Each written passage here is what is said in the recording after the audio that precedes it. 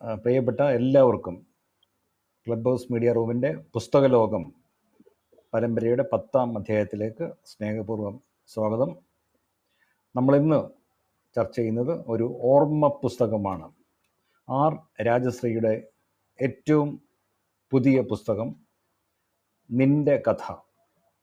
ഇത് അവലോകനം ചെയ്യുന്നത് ശ്രീ ഫഹദ് റാസ. രാജശ്രീ എത്തും എന്ന് പ്രതീക്ഷിക്കുന്നുണ്ട്. ഒരു സന്ദേശം അയച്ചു തന്നിട്ടുണ്ട്. ഇനി ഒരുപക്ഷെ എത്താൻ പറ്റിയില്ലെങ്കിൽ ഈ പുസ്തക അവലോകനത്തിന് ശേഷം ആ സന്ദേശം നമുക്ക് കേൾക്കാം. അപ്പം ആർ രാജശ്രീയെ നമുക്ക് എഴുത്തിലൂടെ പരിചിതയാണ്. കല്യാശ്ശേരി, കണ്ണൂർ ജില്ലയിലെ കല്യാശ്ശേരിയാണ് രാജശ്രീയുടെ സ്വദേശം. കല്യാണിയെന്നും ദാക്ഷാണിയെന്നും പേരായ 2 സ്ത്രീകളുടെ കഥ എന്ന 2019 രാജശ്രീയുടെ നോവലാണ് മലയാള സാഹിത്യരംഗത്ത് രാജശ്രീയെ ശ്രദ്ധേയയാക്കിയത്. മലയാള നോവൽ സാഹിത്യത്തിൽ നമ്മൾ സഞ്ചരിച്ച വഴികളിലെല്ലാം ബുൾഡോസർ ഇറക്കി, ഈ കണ്ണൂർ ഭാഷയിൽ പറഞ്ഞാൽ, അതിൻ്റെ നോവലിൻ്റെ ഭാഷയിൽ പറഞ്ഞാൽ കീഞ്ഞു പാഞ്ഞു പോയ നോവലിസ്റ്റാണ് രാജശ്രീ. കല്യാണിയും ദാക്ഷായണിയും തുള്ളിച്ചുകളാണ്. അവർ തങ്ങളുടെ പുരുവന്മാരുടെ പരിവൃത്തത്തിൽ നിന്ന് പുറത്തേക്ക് വന്ന് സ്വന്തം കാലിൽ നിവർന്നു നിന്ന് സ്ത്രീയുടെ അസ്തിത്വം ഉയർത്തിപ്പിടിക്കുന്നവരാണ്, ആണധികാരത്തെ ഉല്ലംഘിക്കുന്നവരാണ്. രാജശ്രീയുടെ നോവൽ ഫേസ്ബുക്കിലാണ് ആദ്യം പരമ്പരയായി വന്നത്. അതിനുശേഷം പ്രസിദ്ധീകരിക്കപ്പെട്ട ശേഷം ഒട്ടേറെ പതിപ്പുകൾ എഴുതി. കാര്യം ഈ ഭാഷയെയും ശില്പത്തെയും ഒക്കെ പുനർനിർമ്മിച്ച ഒരു വലിയ സമകാലിക നോവൽ സാഹിത്യത്തിലെ വലിയ സംഭവം എന്ന് നമുക്ക് വേണമെങ്കിൽ ഇതിനെ വിശേഷിപ്പിക്കാം. കേരള സാഹിത്യ അക്കാദമി പുരസ്കാരം ലഭിച്ചു. അതിനുശേഷമാണ് ആത്രേയകം എന്ന നോവൽ, അത് ഇതിഹാസത്തെ പശ്ചാത്തലമാക്കി പാർശ്വവൽകൃതരായിട്ടുള്ള തിരസ്കരിക്കപ്പെടുന്നവരുടെ കഥയാണ്. അത് ധർമ്മങ്ങളുടെയും പാപപുണ്യങ്ങളുടെയും പുതിയ ഒരു ദർശനം അവതരിപ്പിച്ച ആ നോവലും ഏറെ ശ്രദ്ധേയമായിട്ടുണ്ട്. ഇപ്പോൾ രാജശ്രീയുടെ കമലാലക്ഷ്മണം എന്ന നോവൽ മാതൃഭൂമി ആഴ്ചപ്പതിപ്പിൽ പ്രസിദ്ധീകരിക്കപ്പെട്ട് വരുന്നുണ്ട്. ഡോക്ടറേറ്റ് ഉണ്ട്. അത് മലയാള അധ്യാപികയാണ്, തലശ്ശേരി ബ്രണ്ണൻ കോളേജിൽ. ഈ നോവലുകൾ മാത്രമല്ല, വേറെയും പുസ്തകങ്ങൾ എഴുതിയിട്ടുണ്ട്. നായിക നിർമ്മിതി, വഴിയും പൊരുളും, അപസർപ്പക ആഖ്യാനങ്ങൾ, ഭാവനയും രാഷ്ട്രീയവും തുടങ്ങിയ പുസ്തകങ്ങളും രാജശ്രീയുടേതായി പ്രസിദ്ധീകൃതമായിട്ടുണ്ട്. അപ്പം നിൻ്റെ കഥ രാജശ്രീയുടെ ജീവിതത്തിൻ്റെ വളരെ ദുർഘടമായ 16 വർഷത്തെ അനുഭവങ്ങളെ മുൻനിർത്തി എഴുതിയിട്ടുള്ളതാണ്.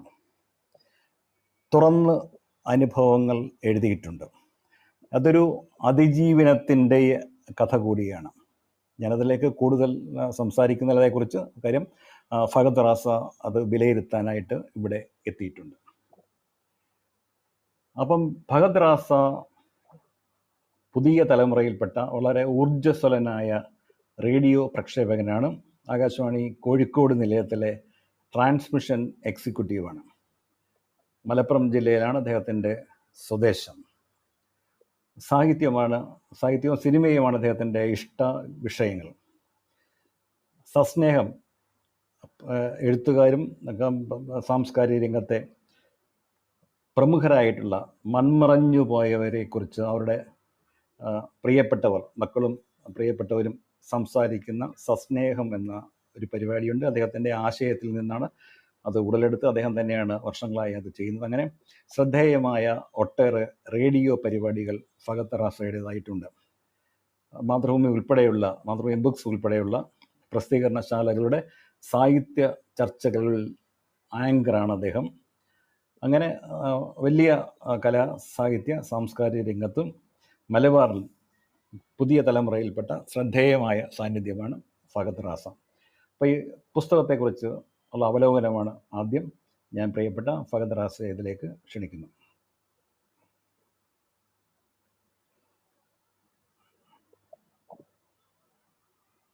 ഹലോ. ഹലോ. ആ, പറയാം. ഹലോ, ശ്രീ കേൾക്കാമോ? ഫഹദ് ഹലോ. കേൾക്കാം. നമസ്കാരം, എല്ലാവർക്കും നമസ്കാരം. കല്യാണി എന്നും ദാക്ഷായണി എന്നും പേരായ രണ്ട് സ്ത്രീകളുടെ കഥ ആത്രേയകം, ഈ രണ്ട് ഗംഭീര നോവലുകൾക്ക് ശേഷം ആർ രാജശ്രീ എഴുതിയ അനുഭവക്കുറിപ്പുകളാണ് മാതൃഭൂമി പുറത്തിറക്കിയ നിന്റെ കഥ. ഇത് ഒരുപാട് അനുഭവക്കുറിപ്പുകളുടെ അല്ലെങ്കിൽ ഓർമ്മക്കുറിപ്പുകളുടെ ഒരു സമാഹാരമാണ്. അതിനു പുറമെ ഒരു ആമുഖം എന്ന രീതിയിൽ അവളുടെ കഥ എന്ന പേരിൽ, പ്രദീപ് സർ നേരത്തെ പറഞ്ഞ പോലെ കഥ എന്നല്ല, കഥ, അവളുടെ കഥ എന്ന പേരിൽ ആർ ദിവ്യശ്രീ എന്ന് പറയുന്ന രാജശ്രീ ടീച്ചറുടെ സഹോദരി എഴുതിയ ഒരു ആമുഖക്കുറിപ്പോടു കൂടിയാണ് ഈ ഒരു പുസ്തകം ആരംഭിക്കുന്നത്. ഈ പുസ്തകം രാജശ്രീ ടീച്ചറുടെ അനുഭവമാണ് എങ്കിൽ കൂടി ഒരുപാട് സ്ത്രീകൾ അവരുടെ അനുഭവങ്ങൾ കൂടി പങ്കുവെച്ചത് ഉൾക്കൊള്ളിച്ചുകൊണ്ടാണ് ഈ ഒരു പുസ്തകം എഴുതിയിട്ടുള്ളത്. സ്വന്തം അനുഭവങ്ങളിലൂടെ, സങ്കീർണമായിട്ടുള്ള ഒരുപാട് പ്രശ്നങ്ങളിലൂടെ, സ്ത്രീ എന്ന നിലയ്ക്ക് വിവാഹം, കുടുംബം, തൊഴിൽ സ്ഥലം, വീട്, ഇവിടെ എല്ലാം കടന്നുപോയ അനുഭവം പറയുന്ന ആ രാജശ്രീ ഈ ഒരു പുസ്തകത്തിലൂടെ പറയുന്നത് സ്വന്തം കഥയാണെങ്കിലും ഈ പുസ്തകത്തിന്റെ പേര് എന്റെ കഥ എന്നല്ല, അത് നിന്റെ കഥ എന്നാണ്. ഒരു സ്ത്രീയുടെ ജീവിതത്തിലൂടെ ഒരുപാട് സ്ത്രീകളുടെ കഥ ഇതിൽ പറയുന്നുണ്ട്. ഈ ഒരു പുസ്തകത്തിന്റെ, നിന്റെ കഥ എന്നൊരു പുസ്തകത്തിന്റെ ബ്ലർബിൽ പറയുന്ന ഒരു കാര്യമുണ്ട്. ഞാൻ ആ ഒരു ഭാഗം വായിച്ചുകൊണ്ടാണ് സത്യത്തിൽ 2 മാസം മുൻപ് ഈ ഒരു പുസ്തകം വായിക്കാൻ എടുക്കുന്നത്. അത് ഇങ്ങനെയാണ്, ഈ 16 വർഷത്തെ തന്റെ ജീവിതത്തെക്കുറിച്ച് അവർ ഒരു 2-3 വരിയിൽ അതിൽ പറയുന്നുണ്ട്. അതിങ്ങനെയാണ്: കല്യാണ മണ്ഡപം, മയിൽപ്പച്ച സാരി, പൂക്കൾ, ചെറിയ ബൈക്ക് യാത്രകൾ, ട്രെയിൻ യാത്രകൾ, ലൈഫ് ലൈൻ ഹോസ്പിറ്റൽ, വാടക വീടുകൾ, അപമാനങ്ങൾ, കലാപങ്ങൾ, പുതിയ വീട്, ഹോസ്പിറ്റലിലെ ഓപ്പറേഷൻ തിയേറ്ററുകൾ, കുഞ്ഞിക്കരച്ചിലുകൾ, ചിരികൾ. കഴിഞ്ഞു 16 വർഷത്തെ ജീവിതം അങ്ങനെ ചുരുക്കി കെട്ടാവുന്നതേ ഉള്ളൂ എന്ന്. തന്റെ വിവാഹ ജീവിതത്തെ കുറിച്ചാണ് അവർ പറയുന്നത്. ഇത് വായിച്ചുകൊണ്ടാണ് ഈ ഒരു പുസ്തകം എടുക്കുന്നത്. സ്ത്രീ ജീവിതത്തെ ആ ഒരു രീതിയിൽ അവർ കാണുമ്പോൾ എനിക്കിത് ഏറ്റവും കൂടുതൽ തോന്നിയ ഒരു കാര്യം, അമൃത പ്രീതത്തിന്റെ ഒരു ജീവിത കഥയുണ്ട്, അല്ലെങ്കിൽ ആത്മകഥയുണ്ട്. റവന്യൂ സ്റ്റാമ്പ് എന്നാണ് അതിന്റെ പേര്. നിങ്ങൾ എല്ലാവരും വായിച്ചിട്ടുള്ള ഒരു പുസ്തകമായിരിക്കാം. അതിനെക്കുറിച്ച് കുഷൻ സിംഗ് പറഞ്ഞ ഒരു കാര്യമുണ്ട്. അമൃത പ്രീതം ഇങ്ങനെ ഒരു ആത്മകഥ എഴുതുന്നു എന്നറിഞ്ഞപ്പോ അദ്ദേഹം പറഞ്ഞത്രേ, അവരുടെ ജീവിതം ഒരു പുസ്തകമാക്കാനൊക്കെ ഉണ്ടോ? ആ ഒരു അനുഭവങ്ങൾ മുഴുവൻ എഴുതിയാൽ ഒരു റവന്യൂ സ്റ്റാമ്പിന്റെ പുറകുവശത്ത് തീർക്കാവുന്നതേ അല്ലേ ഉള്ളൂ. അത്രയും സ്ഥലം പോരെ അമൃത പ്രീതത്തിന്റെ കഥ പറയാൻ, അല്ലെങ്കിൽ അവരുടെ അനുഭവം പറയാൻ. ആ ഒരു അഭിപ്രായം കേട്ടതിലുള്ള ഒരു അമർഷം കാരണമാണ് തന്റെ ആത്മകഥയ്ക്ക് അമൃത പ്രീതം അതേ പേര് കൊടുത്തത്, റവന്യൂ സ്റ്റാമ്പ് എന്ന പേര്. ഇന്ത്യയിലെ എല്ലാ ഭാഷകളിലുമായി എഴുതപ്പെട്ട ഏറ്റവും മികച്ച ആത്മകഥകളിൽ ഒന്നാണ് ഈ ഒരു പുസ്തകം. ഇത് ഇവിടെ പറയാൻ കാരണം, ബ്ലർബിൽ ഈ ഒരു 2-3 വരിയിൽ രാജശ്രീ ടീച്ചർ അവരുടെ 16 വർഷത്തെ ചുരുക്കി പറയുന്നുണ്ടെങ്കിൽ കൂടി നമുക്ക് ആ ഒരു അനുഭവങ്ങളെ കുറിച്ച് അവർ വിശദമായിട്ട് എഴുതിയപ്പോ അത് ഈ ഒരു 250-ലേറെ പേജുകൾ വരുന്ന നിന്റെ കഥ എന്ന് പറയുന്ന ഈ ഒരു ഓർമ്മ പുസ്തകമായി മാറി. സ്വന്തം ജീവിതാനുഭവങ്ങൾ രാജശ്രീ ടീച്ചർ വിവരിക്കുന്നത് കാണുമ്പോൾ ഈ ഒരു പുസ്തകം നമുക്ക് ഒരു കൈപ്പുസ്തകം പോലെ, ഒരു ഹാൻഡ് ബുക്ക് പോലെ നമുക്ക് നമ്മുടെ സമൂഹത്തിൽ ഓരോരുത്തരും കൊണ്ടു നടക്കേണ്ട ഒരു പുസ്തകമാണ് എന്ന് തോന്നിയിട്ടുണ്ട്. അത് വിവാഹത്തെക്കുറിച്ച്, ജീവിതത്തെക്കുറിച്ച്, പ്രത്യേകിച്ചും സ്ത്രീകൾ ഇടപെടുന്ന എല്ലാ കാര്യങ്ങളെക്കുറിച്ചും വളരെ വിശദമായി വിവരിക്കുന്ന ഒരു കൈപ്പുസ്തകമാണ്. സമൂഹത്തിന് നേരെ തുറന്നു പിടിച്ച ഒരു കണ്ണാടിയാണ് എന്ന് നമുക്ക് വേണമെങ്കിൽ ആലങ്കാരികമായ ഭാഷയിൽ പറയാം. അതിൽ നോക്കിയാൽ, ആ ഒരു കണ്ണാടിയിൽ നോക്കിയാൽ നമുക്ക് നമ്മെ തന്നെയാണ് കാണാൻ സാധിക്കുന്നത്. ഈ ഒരു പുസ്തകം വായിക്കുമ്പോൾ നമുക്ക് പരിശോധന നടത്താൻ കഴിയുന്ന ചില കാര്യങ്ങളുണ്ട്, പ്രത്യേകിച്ചും വിവാഹവുമായി ബന്ധപ്പെട്ട കാര്യങ്ങൾ. വിവാഹത്തിലെ ഒരു ചോയ്സ് ഇല്ലായ്മ എന്ന് പറയുന്നത് ഇന്നും ഈ മാറിയ കാലത്തും 21-ാം നൂറ്റാണ്ടിലും തന്റെ പങ്കാളി ആരാകണം എന്നുള്ള ഒരു ചോയ്സ് ഇല്ലാത്ത എത്രയോ മനുഷ്യർ, എത്രയോ സ്ത്രീകൾ, പെൺകുട്ടികൾ നമുക്ക് ചുറ്റുമുണ്ട്. ആ ഒരു അനുഭവം സ്വന്തം ജീവിതത്തിൽ ഉണ്ടായതിനെ പറ്റി ആർ രാജശ്രീ ഈ ഒരു പുസ്തകത്തിൽ ഒരു അധ്യായത്തിൽ പറയുന്നുണ്ട്. അവർ കോഴിക്കോട് ജില്ലയിലെ കോഴിക്കോട് നഗരത്തിലെ ആംഗ്ലോ ഇന്ത്യൻ ഹയർ സെക്കൻഡറി സ്കൂളിൽ ജോലി ചെയ്യുന്ന കാലത്ത് അവിടുത്തെ സ്റ്റാഫ് റൂമിൽ ഇരിക്കുമ്പോഴാണ് അവരുടെ അനിയത്തി വിളിച്ചു പറയുന്നത് വിവാഹം നിശ്ചയിച്ച കാര്യം. അതായത് സ്വന്തം വിവാഹം നിശ്ചയിച്ച കാര്യം രാജശ്രീ ടീച്ചർ അറിയുന്നത് ജോലി സ്ഥലത്ത് ഇരിക്കുമ്പോഴാണ്. അപ്പോ ഈ രീതിയിൽ വിവാഹത്തിൽ ഒരു ചോയ്സ് ഇല്ലായ്മ കാരണം പിന്നീടുണ്ടാകുന്ന എല്ലാ കാര്യങ്ങളുടെയും ഒരു അടിസ്ഥാനപരമായ കാര്യം ഇതാണ്.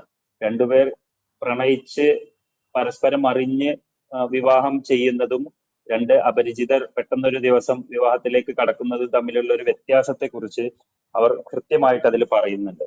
ഈ വിവാഹം തീരുമാനിക്കാനുള്ള ഒരു ചോയ്സ് മാത്രമല്ല പെണ്ണ് കാണൽ, പിന്നീട് വിവാഹ ദിനം, അതിന്റെ കാര്യത്തിൽ ഒരു തീരുമാനമെടുക്കാൻ സ്വന്തമായിട്ട് കഴിയാത്ത അവസ്ഥ നമ്മുടെ പെൺകുട്ടികൾക്കുള്ളത്. അതുപോലെ ആദ്യ രാത്രിയിൽ ഉള്ള അനുഭവങ്ങൾ, വിവാഹ ശേഷമുള്ള ജീവിതത്തിൽ യാതൊരു തരത്തിലും നിയന്ത്രണമില്ലാത്ത അവസ്ഥ, ജോലിക്ക് പോകണോ പോണ്ടയോ എന്നുള്ള തീരുമാനം എടുക്കാൻ പോലും കഴിയാത്ത അവസ്ഥ, കുട്ടികളുടെ എണ്ണത്തിലുള്ള തീരുമാനം, ഗർഭകാലം, മറ്റാരൊക്കെയോ ആരാലോ ലീഡ് ചെയ്യപ്പെടുന്ന ഗർഭകാലവും പ്രസവവും, അതുപോലെ അടുക്കളയിലെ ഇടപെടലുകൾ, തൊഴിലിലും ജീവിതത്തിലും ഒക്കെ ഒരുമിച്ച് കൊണ്ടുപോകാൻ അവർ ബുദ്ധിമുട്ടുന്ന കാര്യങ്ങൾ, വിവാഹത്തിന്റെ ഭാഗമായിട്ട് ലഭിച്ച സ്വർണത്തിന്റെ മേലുള്ള ആധിപത്യം ആർക്കാണ് എന്നുള്ള സംശയങ്ങൾ, അങ്ങനെ ഒരുപാട് കാര്യങ്ങൾ. ഇപ്പോ ശമ്പളം, സമ്പാദ്യം, സ്വന്തമായിട്ട് സമ്പാദിക്കുന്ന സംഗതി പോലും അതിന്റെ മേലുള്ള അവകാശം പോലും ഇല്ലാത്ത സ്ത്രീകളെ കുറിച്ച്,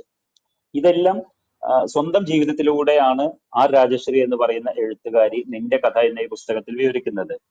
ഇത്തരം കാര്യങ്ങളിലൂടെ എന്നും കലഹം മാത്രം നേരിടേണ്ടി വരുന്ന ഒരുപാട് മനുഷ്യരിൽ ഒരാളാണ് രാജശ്രീ ടീച്ചറും.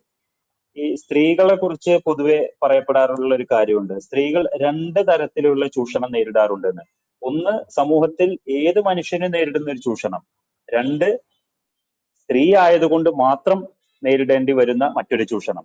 ഈ രണ്ട് ചൂഷണങ്ങളുടെയും കൂടി പാത്രമാകാറുണ്ട് സ്ത്രീകൾ എന്ന് പറയും.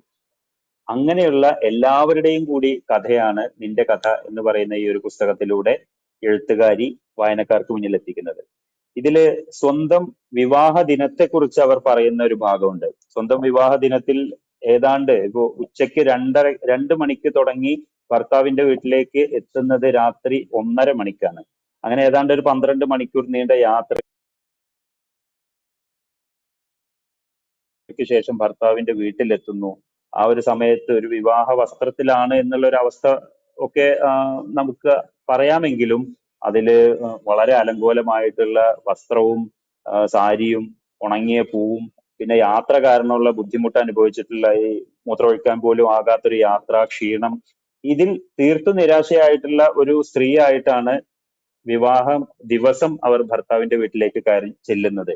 അവിടെ നിന്ന് തുടങ്ങുന്ന ഓരോ കാര്യങ്ങളെ കുറിച്ച് അവർ പറയുന്നു. അവിടെ ചെന്ന് കയറുമ്പോൾ ഒരു കുളിക്കാൻ പോലും വൃത്തിയുള്ളൊരു വെള്ളമില്ലാത്ത അവസ്ഥ, ആദ്യ രാത്രിയിലെ അനുഭവം, ഇത്തരത്തിലുള്ള കാര്യങ്ങളെല്ലാം നമുക്ക് വളരെ വിഷമത്തോടു കൂടിയാണ് പലപ്പോഴും വായിക്കാൻ കഴിയുന്നത്. ഈ രീതിയിൽ ഉള്ള ഒരുപാട് അനുഭവങ്ങൾ ഈ പുസ്തകത്തിൽ വരുന്നുണ്ട്. ജാതി, മതം, ലിംഗം, തൊഴിൽ, ഇതൊക്കെ എങ്ങനെയാണ് സമൂഹത്തിലും വിവാഹത്തിലുമൊക്കെ പ്രതിഫലിക്കുന്നത് ഒരു സ്ത്രീയുടെ കാര്യത്തിൽ എന്ന് ഈ പുസ്തകത്തിൽ വളരെ കൃത്യമായിട്ട് പറയുന്നുണ്ട്. എനിക്ക് ഓർമ്മ വരുന്ന ഒരു പുസ്തകം ഒരു നൈജീരിയൻ ഓതറായിട്ടുള്ള, അത് നമ്മളുടെ പ്രൊനൗൺസിയേഷൻ കറക്റ്റ് ആവുമോ എന്ന് എനിക്കറിയില്ല, ഞാനൊരു 3-4 കൊല്ലം മുൻപ് വായിച്ചിട്ടുള്ള ഒരു പുസ്തകമാണ്. അതിന്റെ ഓതർ ചിമമാൻഡ എന്ന് പറയുന്ന ഒരു നൈജീരിയൻ ഓതറാണ്. A feminist manifesto in 15 suggestions എന്നാണ് ആ ഒരു പുസ്തകത്തിന്റെ പേര്. അത് ഒരു സമൂഹം എങ്ങനെയാണ് സ്ത്രീയെ കാണുന്നത്, എങ്ങനെയാണ് കാണേണ്ടത് എന്ന് കാണിച്ചു തരുന്ന ഒരു പുസ്തകമാണത്. അത് ശരിക്കും നേരത്തെ പറഞ്ഞതുപോലെ ഒരു കൈപ്പുസ്തകം പോലെ നമുക്ക് എങ്ങനെ ആയിരിക്കണം സ്ത്രീയും സമൂഹവും എന്നതിനെ കുറിച്ച് കൃത്യമായി ചിലത് പറഞ്ഞു തരുന്നുണ്ട്. എങ്ങനെയാണ് അല്ലെങ്കിൽ എങ്ങനെ ആവണം എന്ന് മാത്രമല്ല എങ്ങനെ ആവരുത് എന്നുള്ളത് കൂടി അത് കേട്ട് കഴിഞ്ഞാൽ അല്ലെങ്കിൽ വായിച്ചു കഴിഞ്ഞാൽ മനസ്സിലാവും. എന്നതുപോലെ തന്നെയാണ് ഈ ഒരു രാജശ്രീ ടീച്ചറുടെ പുസ്തകത്തിലൂടെയും നമുക്ക് എങ്ങനെ ആയിരിക്കണം ജീവിതം, വിവാഹം എന്നൊക്കെ മനസ്സിലാവും. ഈ വിവാഹ ദിവസം സ്ത്രീക്ക് കരുതൽ ധനമായിട്ട് കിട്ടുന്ന ഒരു സ്വർണം ഉണ്ടല്ലോ, അത് ഭർത്താവിന്റെ വീട്ടുകാർ കൈകാര്യം ചെയ്യുന്നത് എങ്ങനെയാണെന്നുള്ളത് ഒരു സഹപ്രവർത്തകയുടെ അനുഭവമായിട്ട് ഈ പുസ്തകത്തിൽ പറയുന്നുണ്ട്. അത് ചില വീടുകളില് ഭർത്താവ് അത് എടുത്ത് ഉപയോഗിക്കും അല്ലെങ്കിൽ ബിസിനസ്സിൽ മുടക്കും. ഭർത്താവിന്റെ പെങ്ങൾക്കുള്ള കല്യാണത്തിന് വേണ്ടി, വീട് പണിക്ക് വേണ്ടി, ഇതിനൊക്കെ ഉപയോഗിക്കുന്ന തരത്തിലുള്ള ഒരു അനുഭവം പറഞ്ഞൊരു സ്ത്രീയുടെ കാര്യം ഈ പുസ്തകത്തിലുണ്ട്. അതില് സ്വന്തം ആഭരണങ്ങൾക്ക് മേലുള്ള ഒരു അവകാശം പോലും ഇല്ലാത്ത സ്ത്രീ, അതുപോലെ തന്നെ സ്വന്തമായിട്ട് നല്ല രീതിയിൽ സമ്പാദിക്കുന്ന സ്ത്രീകൾക്ക് പോലും ഒരു ഒരു ചായ കുടിക്കണമെങ്കിൽ ഭർത്താവിന്റെ അടുത്ത് റിക്വസ്റ്റ് ചെയ്യേണ്ട അവസ്ഥയുള്ള സ്ത്രീകൾ. ഈ രീതിയിൽ നിത്യജീവിതത്തിലെ സമസ്ത കാര്യങ്ങളിലും ഇതില് അധ്യായങ്ങളായിട്ട്, പല രീതിയിലുള്ള അധ്യായങ്ങളായിട്ട് ഈ പുസ്തകത്തില് പ്രത്യക്ഷപ്പെടുന്നുണ്ട്. ഒരു ഉദാഹരണം പറയുകയാണെങ്കിൽ, ആർത്തവ കാലത്ത് സ്ത്രീകൾ നേരിടുന്ന പ്രശ്നങ്ങൾ, അതിലെ ശുദ്ധി അശുദ്ധിയൊക്കെ വിവാഹത്തിന് ശേഷം എങ്ങനെയാണ് മറ്റൊരു വീട്ടിൽ ചെല്ലുമ്പോൾ അത് അനുഭവപ്പെടുന്നത് എന്നുള്ളത്. ആ കാലത്ത് അശുദ്ധി ഉണ്ട് എന്ന് കരുതപ്പെടുന്ന ആളുകൾ ആ സമയത്ത് സ്ത്രീകളെ വിലക്കുന്നത് പ്രത്യേകിച്ചും അടുക്കളയിൽ നിന്ന്, പാചകവുമായി ബന്ധപ്പെട്ട കാര്യങ്ങളിൽ നിന്ന്, കിടപ്പറയിൽ നിന്ന് ഒക്കെയുള്ള നിയന്ത്രണങ്ങളും വിലക്കുകളെ കുറിച്ചും രാജശ്രീ ഈ ഒരു പുസ്തകത്തിൽ പറയുന്നുണ്ട്. പിന്നെ പ്രണയത്തെക്കുറിച്ച്, പ്രണയം എന്ന് പറയുന്നത് നമ്മളുടെ സമൂഹത്തിൽ ഏറ്റവും കൂടുതൽ തെറ്റിദ്ധരിക്കപ്പെട്ടിട്ടുള്ള ഒരു വാക്കാണ് എന്ന് പറയുന്നുണ്ട്. നമ്മളുടെ സ്കൂളുകളിൽ, കോളേജുകളിലൊക്കെ വിദ്യാർത്ഥികൾ ഏറ്റവും കൂടുതൽ ശിക്ഷ അനുഭവിക്കുന്നത് പ്രണയിച്ചതിന്റെ പേരിലാണ്. ഈ പ്രണയം എന്ന് പറയുന്നത് രണ്ടുപേർ തമ്മിലുള്ള വ്യക്തിപരമായ കാര്യമാണെന്നിരിക്കെ തന്നെ ഒരു സമൂഹം ഏറ്റവും കൂടുതൽ ഒരു വ്യക്തിയുടെ കാര്യത്തിൽ ഇടപെടുന്നത് ഏത് വിഷയത്തിലാണെന്ന് ചോദിച്ചാൽ ഒരുപക്ഷെ പ്രണയത്തിലായിരിക്കും. അപ്പോ ആ പ്രണയത്തിന്റെ പേരിൽ സ്വന്തം മകളെ കൊല്ലാൻ മടിയില്ലാത്ത അച്ഛൻ, അല്ലെങ്കിൽ സ്വന്തം സഹോദരിയെ കൊല്ലാൻ പോലും മടിയില്ലാത്ത സഹോദരൻ, ഇതെല്ലാം പ്രണയത്തെ തുടർന്നുണ്ടാവുന്നതാണ്. ഈ രീതിയിൽ പ്രണയത്തെ വളരെ കാര്യമായിട്ട് തന്നെ ഈ ഒരു പുസ്തകത്തിൽ എഴുത്തുകാരി വിശദീകരിക്കുന്നുണ്ട്. അതോടൊപ്പം തന്നെ മറ്റൊരു കാര്യമാണ് സൗഹൃദങ്ങളെ കുറിച്ച്. സൗഹൃദങ്ങൾ ഉണ്ടാകേണ്ടതിനെ കുറിച്ചും അതിലുണ്ടാകുന്ന നിയന്ത്രണങ്ങളെ കുറിച്ചും ഇതിൽ വളരെ വിശദമായിട്ട് പറയുന്നുണ്ട്. അതായത് ഇതൊന്നും ഒരു ലെക്ചർ പോലെയോ അല്ലെങ്കിൽ ഒരു ഗൈഡ് പോലെയോ ഒന്നും അല്ല ഇതിൽ പറയുന്നത്. ഇതിലൂടെ നമ്മൾ ഓരോ അനുഭവത്തിലൂടെ, എഴുത്തുകാരിയുടെയും അവരുടെ സുഹൃത്തുക്കളുടെയും അവരുടെ സഹപ്രവർത്തകരുടെയും ഒക്കെ അനുഭവങ്ങളിലൂടെ കടന്നു പോകുമ്പോൾ നമ്മൾ സ്വാംശീകരിക്കുന്ന ഓരോ ആശയങ്ങളാണ് എങ്ങനെയാണ് ഈ ഒരു സമൂഹം മുന്നോട്ട് പോകുന്നത്, അതിലൂടെ കടന്നു പോകുന്ന സ്ത്രീകൾ എങ്ങനെയാണ് അനുഭവിക്കുന്നത് എന്ന്.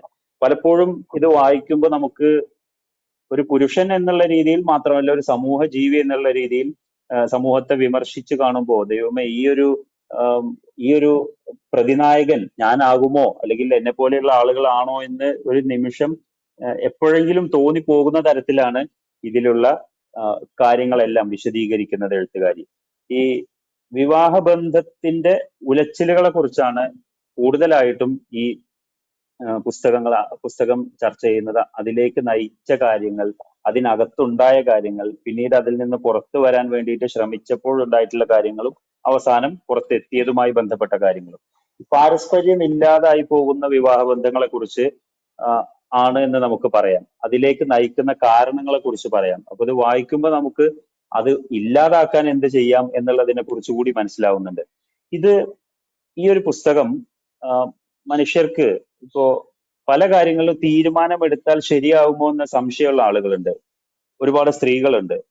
ഈ അധ്യായങ്ങളിലൂടെ കടന്നു പോകുമ്പോൾ, ഈ ഒരു ഓർമ്മക്കുറിപ്പുകളിലൂടെ കടന്നു പോകുമ്പോൾ കുറച്ചുകൂടി വ്യക്തത വരും എന്ന് തോന്നുന്നു, ആശയ വ്യക്തത വരും. കാരണം പല സ്ത്രീകളും ഇത്തരത്തിലുള്ള തീരുമാനങ്ങൾ എടുത്തിട്ടുണ്ട്, ഇതാണ് ശരി എന്ന് മനസ്സിലാവുന്ന രീതിയിൽ നമുക്ക് ചില കാര്യങ്ങളിൽ വ്യക്തത വരാൻ ഈ ഒരു പുസ്തകം പ്രയോജനപ്പെടും തോന്നുന്നു. ഇതൊരു ആശയപരമായി നമ്മളെ ഉദ്ബോധിപ്പിക്കുന്ന ഗ്രന്ഥം എന്നുള്ള രീതിയിൽ ആ രീതിയിലല്ല, പക്ഷെ അനുഭവങ്ങളിലൂടെ, തീവ്രമായ അനുഭവങ്ങളിലൂടെ കടന്നു പോകുമ്പോൾ നമുക്ക് വായനക്കാർ അനുഭവിക്കുന്ന ഒരു കാര്യമുണ്ടല്ലോ. ഇപ്പോ കമ്പിളികണ്ടത്തെ കൽഭരണികൾ പോലെയുള്ള പുസ്തകം, അല്ലെങ്കിൽ മുഹമ്മദ് അബ്ബാസിന്റെ അനുഭവങ്ങൾ. ഈ രീതിയിൽ ചില ഉള്ളുലയ്ക്കുന്ന അനുഭവക്കുറിപ്പുകളിലൂടെ കടന്നു പോകുമ്പോൾ നമ്മൾ അനുഭവിക്കുന്ന ഒരു കാര്യമുണ്ടല്ലോ, ആ വായനക്കാരൻ എന്ന രീതിയിൽ അത് തീർച്ചയായിട്ടും തരുന്ന ഒരു പുസ്തകമാണ്. ഈ ഒരു പുസ്തകം നമുക്ക് ഒരു സാഹിത്യ ഭംഗി ആ ഒരു രീതിയിൽ പെർസ്പെക്റ്റീവിൽ നമുക്ക് ചർച്ച ചെയ്യേണ്ട ഒരു പുസ്തകമല്ല എന്നാണ് തോന്നുന്നത്. കാരണം ഇതിലെ അനുഭവങ്ങൾ, ആ ഒരു അനുഭവങ്ങൾ നമുക്ക് ഇതിന്റെ സാഹിത്യ ഭംഗിയേക്കാൾ മുകളിൽ നിൽക്കുന്ന രീതിയിൽ ഉള്ളുലയ്ക്കുന്ന അനുഭവങ്ങളാണ് നമുക്ക് മുന്നിൽ നിൽക്കുന്നത്. അതുകൊണ്ട് തന്നെ അനുഭവക്കുറിപ്പ് എന്ന രീതിയിൽ ഈ ഒരു പുസ്തകം വളരെ തീവ്രമാണ്, ഉജ്ജ്വലവുമാണ്. ഇനി ഒരു വിവാഹം, നേരത്തെ പറഞ്ഞതുപോലെ തന്നെ ഒരു വിവാഹം എങ്ങനെ ആവരുത്, എങ്ങനെ ആവണം, ഒരു കുടുംബജീവിതം എങ്ങനെ ആവണം, എങ്ങനെ ആവരുത്, ഒരു ദാമ്പത്യം എങ്ങനെ ആവണം, ആവരുത്, ഈ രീതിയിലൊക്കെ ഒരു സമൂഹം എന്തിലൊക്കെ ഇടപെടണം, ഇടപെടരുത് എന്നതിലൊക്കെ നമുക്ക് ജീവിതത്തിൽ വളരെ കണ്ണു തുറപ്പിക്കുന്ന അനുഭവങ്ങൾ തരുന്ന ഒരു പുസ്തകമാണ്. അത് വളരെ തീവ്രമായ രീതിയിൽ തന്നെ ആർ രാജശ്രീ അത് എഴുതിയിട്ടുണ്ട്. ചിലയിടത്തെങ്കിലും നമുക്ക് ആ ഒരു നിലയിൽ വായിച്ചിരിക്കേണ്ട ഒരു പുസ്തകമാണ്. സമൂഹത്തിന് മാറ്റമുണ്ടാക്കാൻ പ്രേരക ശക്തിയാവാൻ കെൽപ്പുള്ള ശക്തമായ ഒരു പുസ്തകമാണ്. അതിന്റെ രചന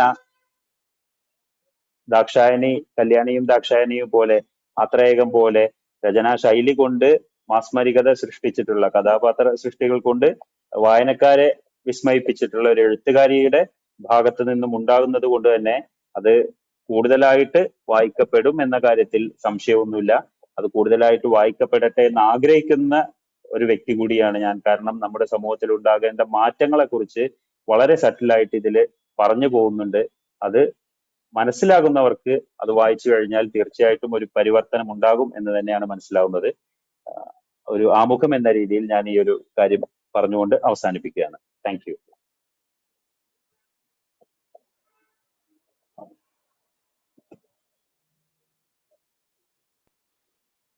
ഹലോ സാറിന്റെ മൈക്ക് മ്യൂട്ടാണ് പ്രദീപ് സാറിന്റെ. അപ്പോൾ നമുക്ക് ഈ രാജശ്രീ ടീച്ചർ എത്താത്തതുകൊണ്ട് നന്ദി ഭഗത്. നമുക്ക് രാജശ്രീ ടീച്ചർ എത്തിയിട്ടില്ല. രാജശ്രീ ടീച്ചർ സന്ദേശം അയച്ചു തന്നിട്ടുണ്ട്. അത് നമുക്ക് അത് കേട്ട് കഴിഞ്ഞിട്ട് നമുക്ക് ഭഗതിൻ്റെ പുസ്തക അവലോകനത്തെ തുടർന്നുള്ള ചർച്ചയിലേക്ക് പോകാം അല്ലേ?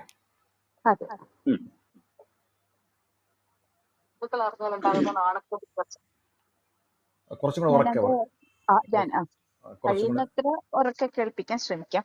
ഓക്കെ.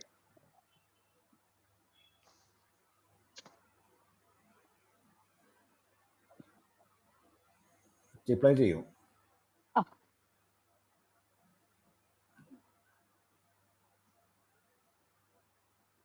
പ്ലേ ചെയ്യുന്നേ ഉള്ളൂ.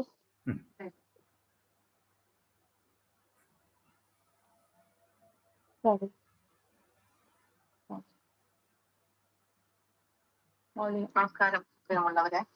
നിന്റെ കഥ എന്ന പുസ്തകം ചർച്ചയ്ക്കെടുക്കുന്നതിലുള്ള സന്തോഷം ആദ്യം തന്നെ അറിയിച്ചോളാം. ഓക്കെ, പിന്നെ ഒന്നും കേൾക്കുന്നില്ലല്ലോ. ഹേമ,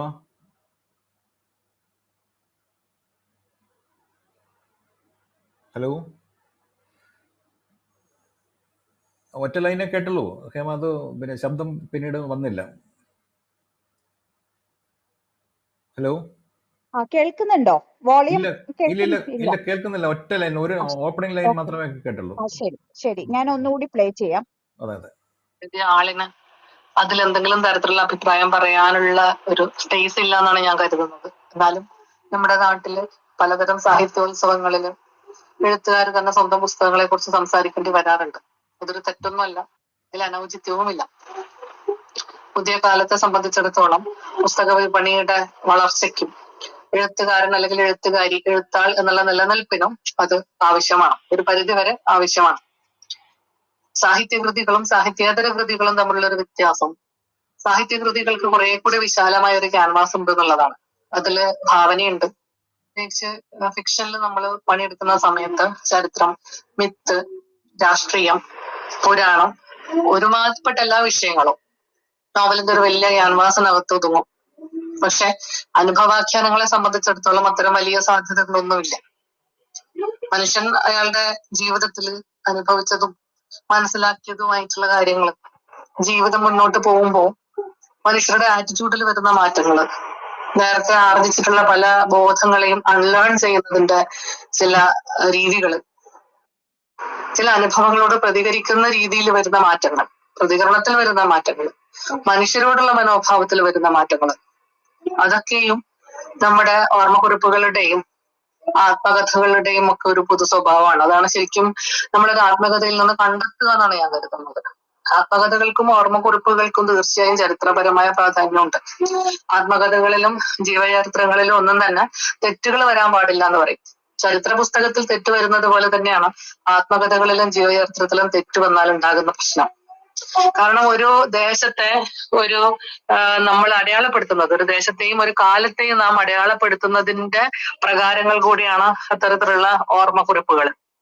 ആ തരത്തില് കാര്യങ്ങള് നാം കാണുമ്പോൾ നമ്മുടെ മനസ്സിനെ ഒരുപക്ഷെ നമ്മുടെ അനുഭവങ്ങളിലൂടെ അത് സഞ്ചരിക്കുന്ന സമയത്ത് എത്രത്തോളം അവ സംസ്കരിച്ചിട്ടുണ്ട് എന്ന് മനസ്സിലാക്കാൻ പറ്റും.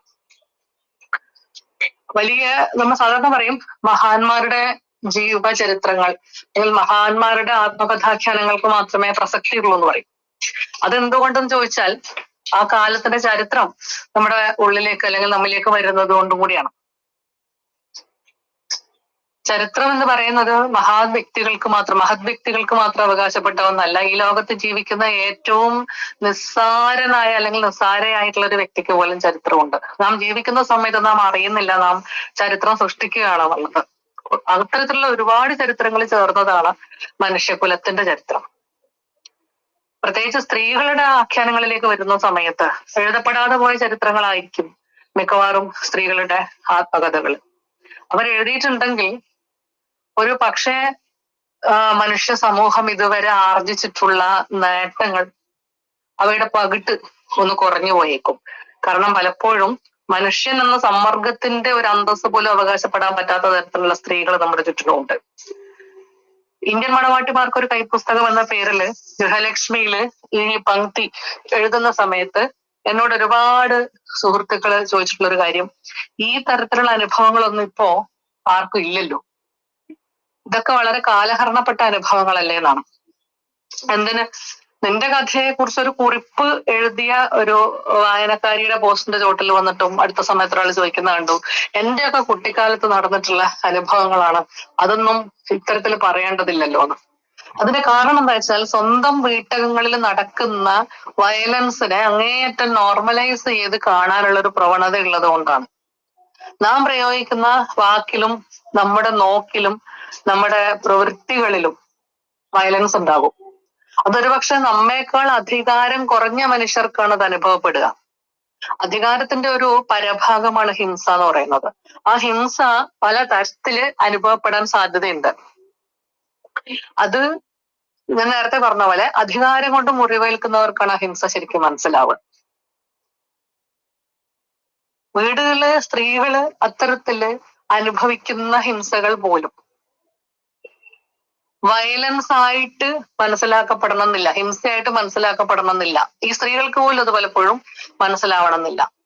അവരതിനെ നോർമലൈസ് ചെയ്യും അല്ലെങ്കിൽ ലെജിറ്റിമൈസ് ചെയ്യും. കാരണം ഇത് എന്റെ മാത്രം പ്രശ്നമല്ല, ഇത് ഒരുപാട് പേര് അനുഭവിക്കുന്നുണ്ട്. ഇതൊക്കെ വളരെ സാധാരണമാണ്. ഒരു കുടുംബജീവിതം ആവുമ്പം ഇതൊക്കെ വളരെ സ്വാഭാവികമായിട്ടുള്ള കാര്യങ്ങളാണ്. ഇതൊക്കെ ഇത്രയൊക്കെ പറയാനുണ്ടോ?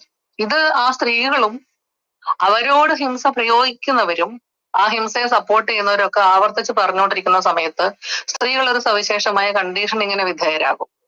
ഇതൊക്കെയും വളരെ സ്വാഭാവികമായിട്ട് ഉണ്ടാവേണ്ടതാണ് എന്നുള്ളൊരു ബോധ്യത്തിലേക്ക് അവരെത്തും. അത്തരത്തിലുള്ള കുറെ മിഥ്യാബോധങ്ങളുടെ മേലെയാണ് കേരളത്തിന്റെ അല്ലെങ്കിൽ ഇന്ത്യയുടെ കുടുംബ വ്യവസ്ഥ നിലനിൽക്കുന്നത് എന്നുള്ളത് ഒരു സത്യമാണ്.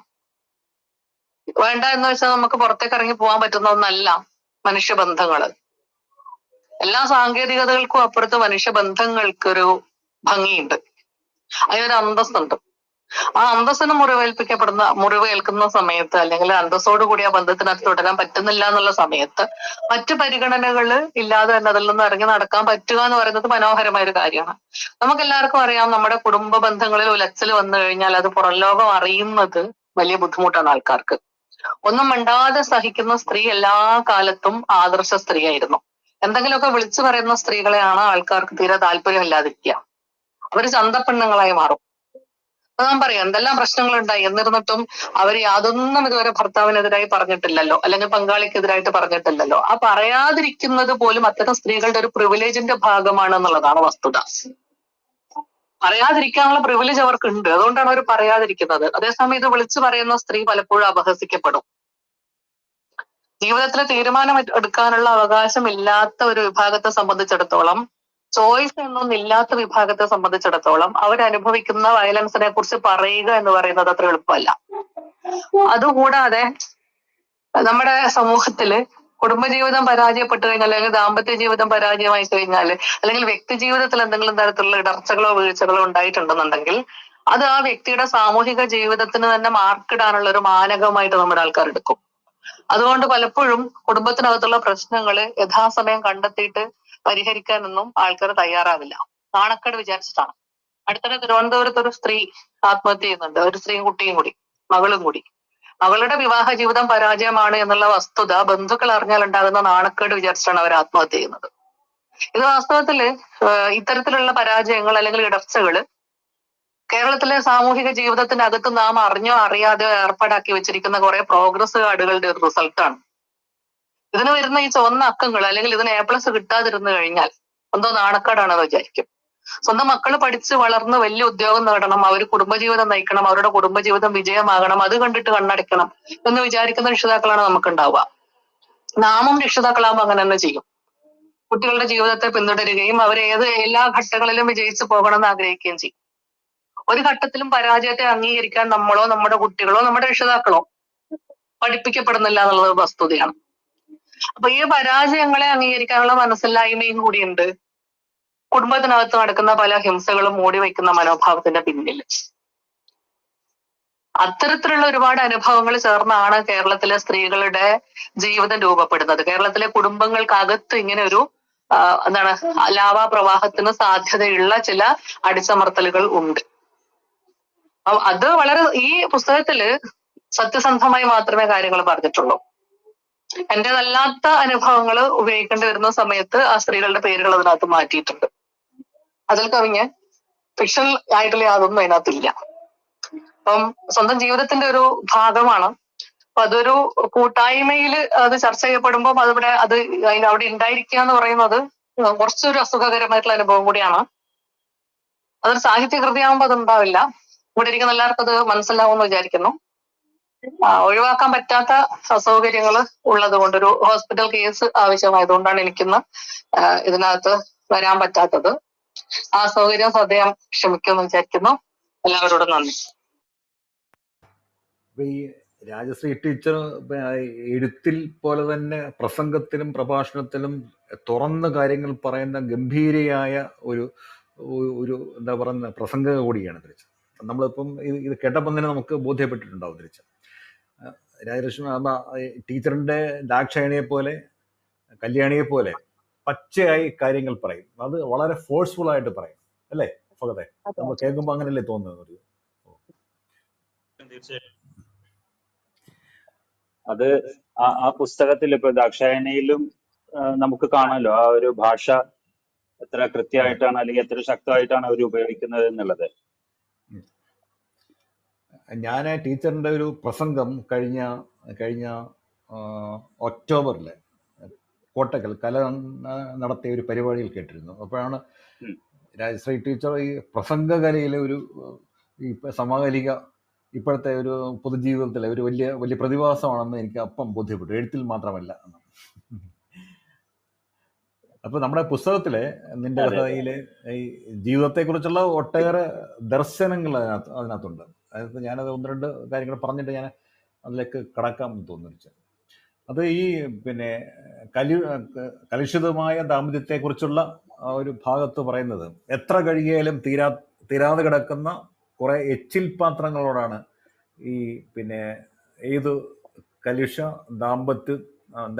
ദാമ്പത്യത്തോടും ദാമ്പത്യ ബന്ധത്തെയും ഉപമിച്ചിട്ടുള്ളത്. അതായത് അത് ബാക്കി പത്രമായി ഈ കഴുകുന്തോറും വീണ്ടും വീണ്ടും വരുന്ന എച്ചിൽ പാത്രങ്ങൾ ഉണ്ടാകും എന്നാണ് രാജശ്രീ ടീച്ചർ അതിനകത്ത് പറഞ്ഞിട്ടുള്ളത്. പിന്നെ അതിനകത്ത് ഒറ്റയ്ക്ക് താമസിക്കാൻ ബോൾഡായ ഒരു തീരുമാനം എടുക്കുമ്പോൾ, ഒരു യാത്ര പോകണം എന്ന് പറയുമ്പോഴുള്ള ആ ഭാഗത്ത് വളരെ ടച്ചിങ് ആയിട്ടുള്ള ഒരു ലൈൻ ഉണ്ട്. അത് ഒട്ടേറെ കാലമായി സഞ്ചരിക്കാതിരുന്ന കാറിൽ കയറുമ്പോൾ കാറിനെ കുറിച്ചുള്ള ഒരു പരാമർശമാണ്. ഞങ്ങൾ മാത്രമായുള്ള ചില നേരങ്ങൾ, ഒറ്റയ്ക്കായി പോകുന്ന മനുഷ്യരോട് യന്ത്രങ്ങൾ സംസാരിക്കും എന്ന് പറയുന്ന ഒരു ഭാഗമുണ്ട്. അത് ഭയങ്കര ടച്ചിങ് ആണ് തിരിച്ച്. അതെ അതെ പിന്നെ ഈ കല്യാണി എന്നും ദാക്ഷായണി എന്നും പേരായ രണ്ട് സ്ത്രീകളുടെ കഥ എഴുതാൻ പ്രേരണയായത് സോഷ്യൽ മീഡിയയിൽ ആക്റ്റീവായി വന്ന ഒരു കാലത്തിൻ്റെ പിന്തുടർച്ചയാണ് എന്നതിൽ പറയുന്നുണ്ട്. അതിൻ്റെ രചനയെക്കുറിച്ച് പറയുന്നുണ്ട്.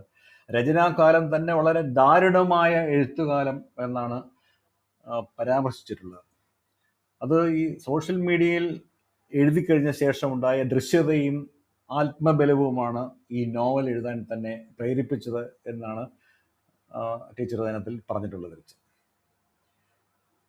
പിന്നെ അതിൻ്റെ അതിജീവനത്തെക്കുറിച്ചുള്ള, സത്യം പറഞ്ഞാൽ ഈ പുസ്തകം എല്ലാ സ്ത്രീകളും മലയാളികൾ മുഴുവൻ വായിക്കേണ്ടതാണ്. കാര്യം നമ്മൾ നേരത്തെ ഇതിൻ്റെ ആമുഖത്തിൽ പറയുകയുണ്ടായി, അത് അതിജീവനത്തിൻ്റെ കഥയാണ് ഇത്. തിരിച്ച് ചില കച്ചിത്തുരുമ്പുകളിൽ പിടിക്കുന്നത് അതിജീവനത്തിനായുള്ള പിടച്ചിലാണ് എന്നൊരു പരാമർശവും അതിനകത്തുണ്ട്. സ്നേഹത്തിന് സ്വന്തം നിലയ്ക്ക് ഒരു ഉടമസ്ഥ ഭാവമുണ്ട് എന്ന പരാമർശം, അങ്ങനെ ഒത്തിരി പരാമർശങ്ങൾ ആനുഷംഗികമായി പല ഭാഗത്തും ഇതിൽ പറയുന്നുണ്ട്. തിരിച്ച് മലയാളിയുടെ ആൺബോധത്തെക്കുറിച്ചുള്ള അനുഭവങ്ങളെ മുൻനിർത്തി വലിയ ആക്രമണം നിന്റെ കഥയിലെ ഒരു അന്തർധാരയാണ് എന്ന് എനിക്ക് തോന്നിയിട്ടുണ്ട്. തിരിച്ച് ഹേമലത. അതെ സർ, സാർ പറഞ്ഞതുപോലെ എല്ലാവരും മലയാളികളായിട്ടുള്ള എല്ലാവരും തന്നെ വായിച്ചിരിക്കണം. മറ്റു ഭാഷകളിൽ വായിക്കാൻ പറ്റുന്നവർ വായിക്കണം. അത് പുരുഷനും സ്ത്രീയും വ്യത്യാസമില്ലാതെ തന്നെ വായിക്കണം എന്നാണ് എൻ്റെ അഭിപ്രായം. കാരണം ദാമ്പത്യം, സൗഹൃദം, തൊഴിലിടങ്ങളിലെ ബന്ധങ്ങള്, സാംസ്കാരികമായിട്ടുള്ള വൈരുദ്ധ്യങ്ങൾ, അതുപോലെ ലൈംഗികത, സ്ത്രീപക്ഷം, പുരുഷപക്ഷം, പുരുഷ വീക്ഷണം, അങ്ങനെ നമ്മള് ജെൻഡർ ഗെയ്സ് എന്നൊക്കെ പറയുന്ന രീതിയിലുള്ള ഒരുപാട് വിഷയങ്ങൾ ഇതിന്റെ അകത്ത് ഉള്ളടങ്ങിയിരിക്കുന്നു എന്നുള്ളതാണ് ഈ പുസ്തകത്തിന്റെ ഒരു വലിയ ഒരു പ്രത്യേകത. ഇത് ജീവിതം പറയുന്ന ഒരു പുസ്തകമാണ്, ജീവിതത്തെ ചൂണ്ടിക്കാണിച്ചു തരുന്ന ഒരു പുസ്തകമാണ്. നിന്റെ കഥ, അവളുടെ കഥ, അവളുടെ കഥ തന്നെയാണത്. എന്നുവെച്ചാൽ ഒരു സ്ത്രീ എങ്ങനെയൊക്കെയാണ് കടന്നു പോകുന്ന സാഹചര്യങ്ങൾ എന്തൊക്കെയാണ് ജീവിതത്തിൽ കൂടി, വൈവാഹിക ജീവിതത്തിൽ കൂടി കടന്നു പോകുന്നത് എന്ന് ഒന്ന് അടിവരയിട്ട് പറയണം. കാരണം ആ 16 വർഷത്തെ അനുഭവങ്ങൾ എനിക്ക് തോന്നുന്നു നമുക്ക് എല്ലാ സ്ത്രീകൾക്കും അനുഭവവേദ്യമായിട്ടുള്ള സംഗതികളാണ് ഇതിൽ പറയുക. കാരണം ഇതെല്ലാം അനുഭവിച്ചവരായിരിക്കും ഒരു പക്ഷെ ഒരു 80% സ്ത്രീകളും. വൈവാഹിക ജീവിതത്തിൽ അനുഭവിച്ചിട്ടുള്ള ഒരുപാട് സംഘർഷങ്ങളാണ് ഇതിന്റെ ഇതിവൃത്തം. പക്ഷെ അത് ഓരോ സ്ത്രീയുടെയും ജീവിതത്തിലേക്ക് ഉള്ള ഒരു ചെറിയ ഒരു വാതിൽ പഴുത് പോലെ എനിക്ക് തോന്നി. കാരണം അതിൽ കൂടെ നോക്കുമ്പോൾ നമ്മളുടെ ജീവിതത്തിലെ കുറെ ദൃശ്യങ്ങളും ഇതിന്റെ അകത്ത് ഉള്ളടങ്ങിയിരിക്കുന്നു.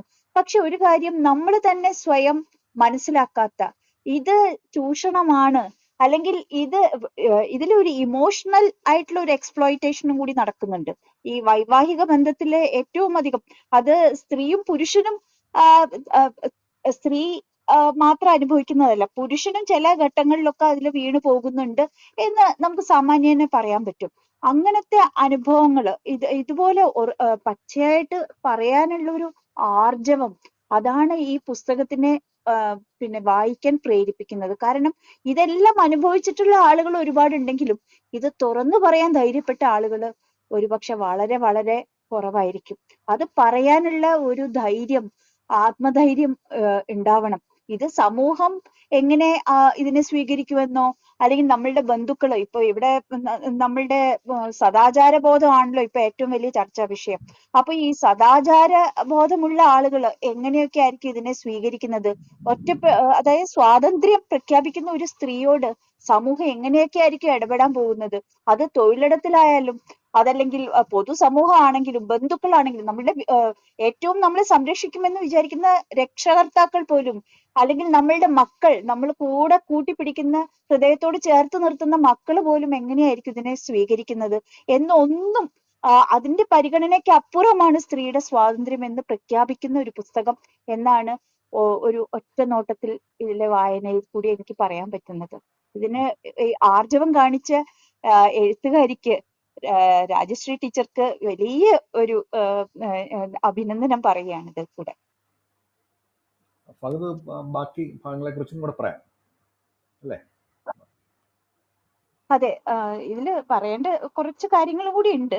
അതായത് ഇതില് ചില അനുഭവങ്ങളുടെ ചിത്രങ്ങള് നമ്മുടെ മനസ്സിൽ നിന്ന് ഒരിക്കലും പോകാത്തതാണ്. ഭർത്താവിന്റെ വീട്ടിലേക്ക് കല്യാണം കഴിഞ്ഞ് പോകുന്ന ഒരു പെൺകുട്ടി, ഇപ്പൊ നേരത്തെ ശ്രീ ഫഹദ് പറഞ്ഞ ഒരു കാര്യം എന്ന് വെച്ചിട്ടുണ്ടെങ്കിൽ, കല്യാണ വസ്ത്രത്തോടു കൂടി എത്രയോ ദൂരെ കണ്ണൂരിൽ നിന്ന് പിന്നെ തെക്കൻ കേരളത്തിലേക്ക് യാത്രയാവുന്നു എന്നാണ് നമ്മൾ മനസ്സിലാക്കുന്നത്. അത്രയും ദൂരം യാത്ര ചെയ്യുന്ന ഒരു പെൺകുട്ടിയുടെ പിന്നെ ശാരീരികമായിട്ടുള്ള അവശതകൾ പോലും പരിഗണിക്കാതെ അവളെ സ്വീകരിക്കാൻ എത്തുന്ന ഒരു കുടുംബം. അപ്പൊ അതൊക്കെ നമുക്ക് ചെറിയൊരു സംഗതിയാണെന്ന് തോന്നും. പക്ഷെ എത്രയോ പെൺകുട്ടികൾ എത്രയോ ദിവസം കൊണ്ടാണ് കല്യാണത്തിനൊക്കെ ഒരുങ്ങുന്നത്. ഈ അറേഞ്ച്ഡ് മാരേജ് എന്നുള്ളത്, ഇതിലെ കല്യാണ മണ്ഡപം എന്നൊക്കെ പറയുന്നത്, ഇതിലെ ബ്ലർബിൽ കാണിച്ചിട്ടുള്ള കുറെ കാര്യങ്ങളുണ്ടല്ലോ, അതെല്ലാം അറേഞ്ച്ഡ് മാരേജിന്റെ സിമ്പിൾസും കൂടിയാണ്. ഒരു കല്യാണ മണ്ഡപം, താലി, പുടവ എന്നൊക്കെ പറയുന്നത്. അപ്പൊ അങ്ങനെ ഉള്ള പെൺകുട്ടികള് മറ്റൊരു വീട്ടിലേക്ക്, ഒട്ടും പരിചിതമല്ലാത്ത ഒരു സാഹചര്യത്തിലേക്കോ അപരിചിതനായിട്ടുള്ള ഒരു പുരുഷനിലേക്ക് എത്തുമ്പോൾ അവിടെ അവളോട് കാണിക്കുന്ന ഒരു അവൾക്ക് കിട്ടുന്ന ഒരു സ്വീകരണം, അതൊക്കെ എത്രമാത്രം ബുദ്ധിമുട്ടേറിയതാണ് എന്നുള്ളത് ഇതിൽ പരാമർശിക്കുന്നുണ്ട്. ഇതൊക്കെ ആരെങ്കിലും സ്ത്രീകൾ തുറന്നു പറഞ്ഞിട്ടുണ്ടോ ഇതുവരെ എന്ന് എനിക്ക് സംശയമുണ്ട്. അതുപോലെ തന്നെ പങ്കാളിയായിട്ടുള്ള ഒരു സ്ത്രീയുടെ മനസ്സറിയാതെ പോകുന്ന ഒരുപാട് ഭർത്താക്കന്മാരെ പറ്റിയിട്ട് ഇതിൽ പരാമർശിക്കുന്നുണ്ട്.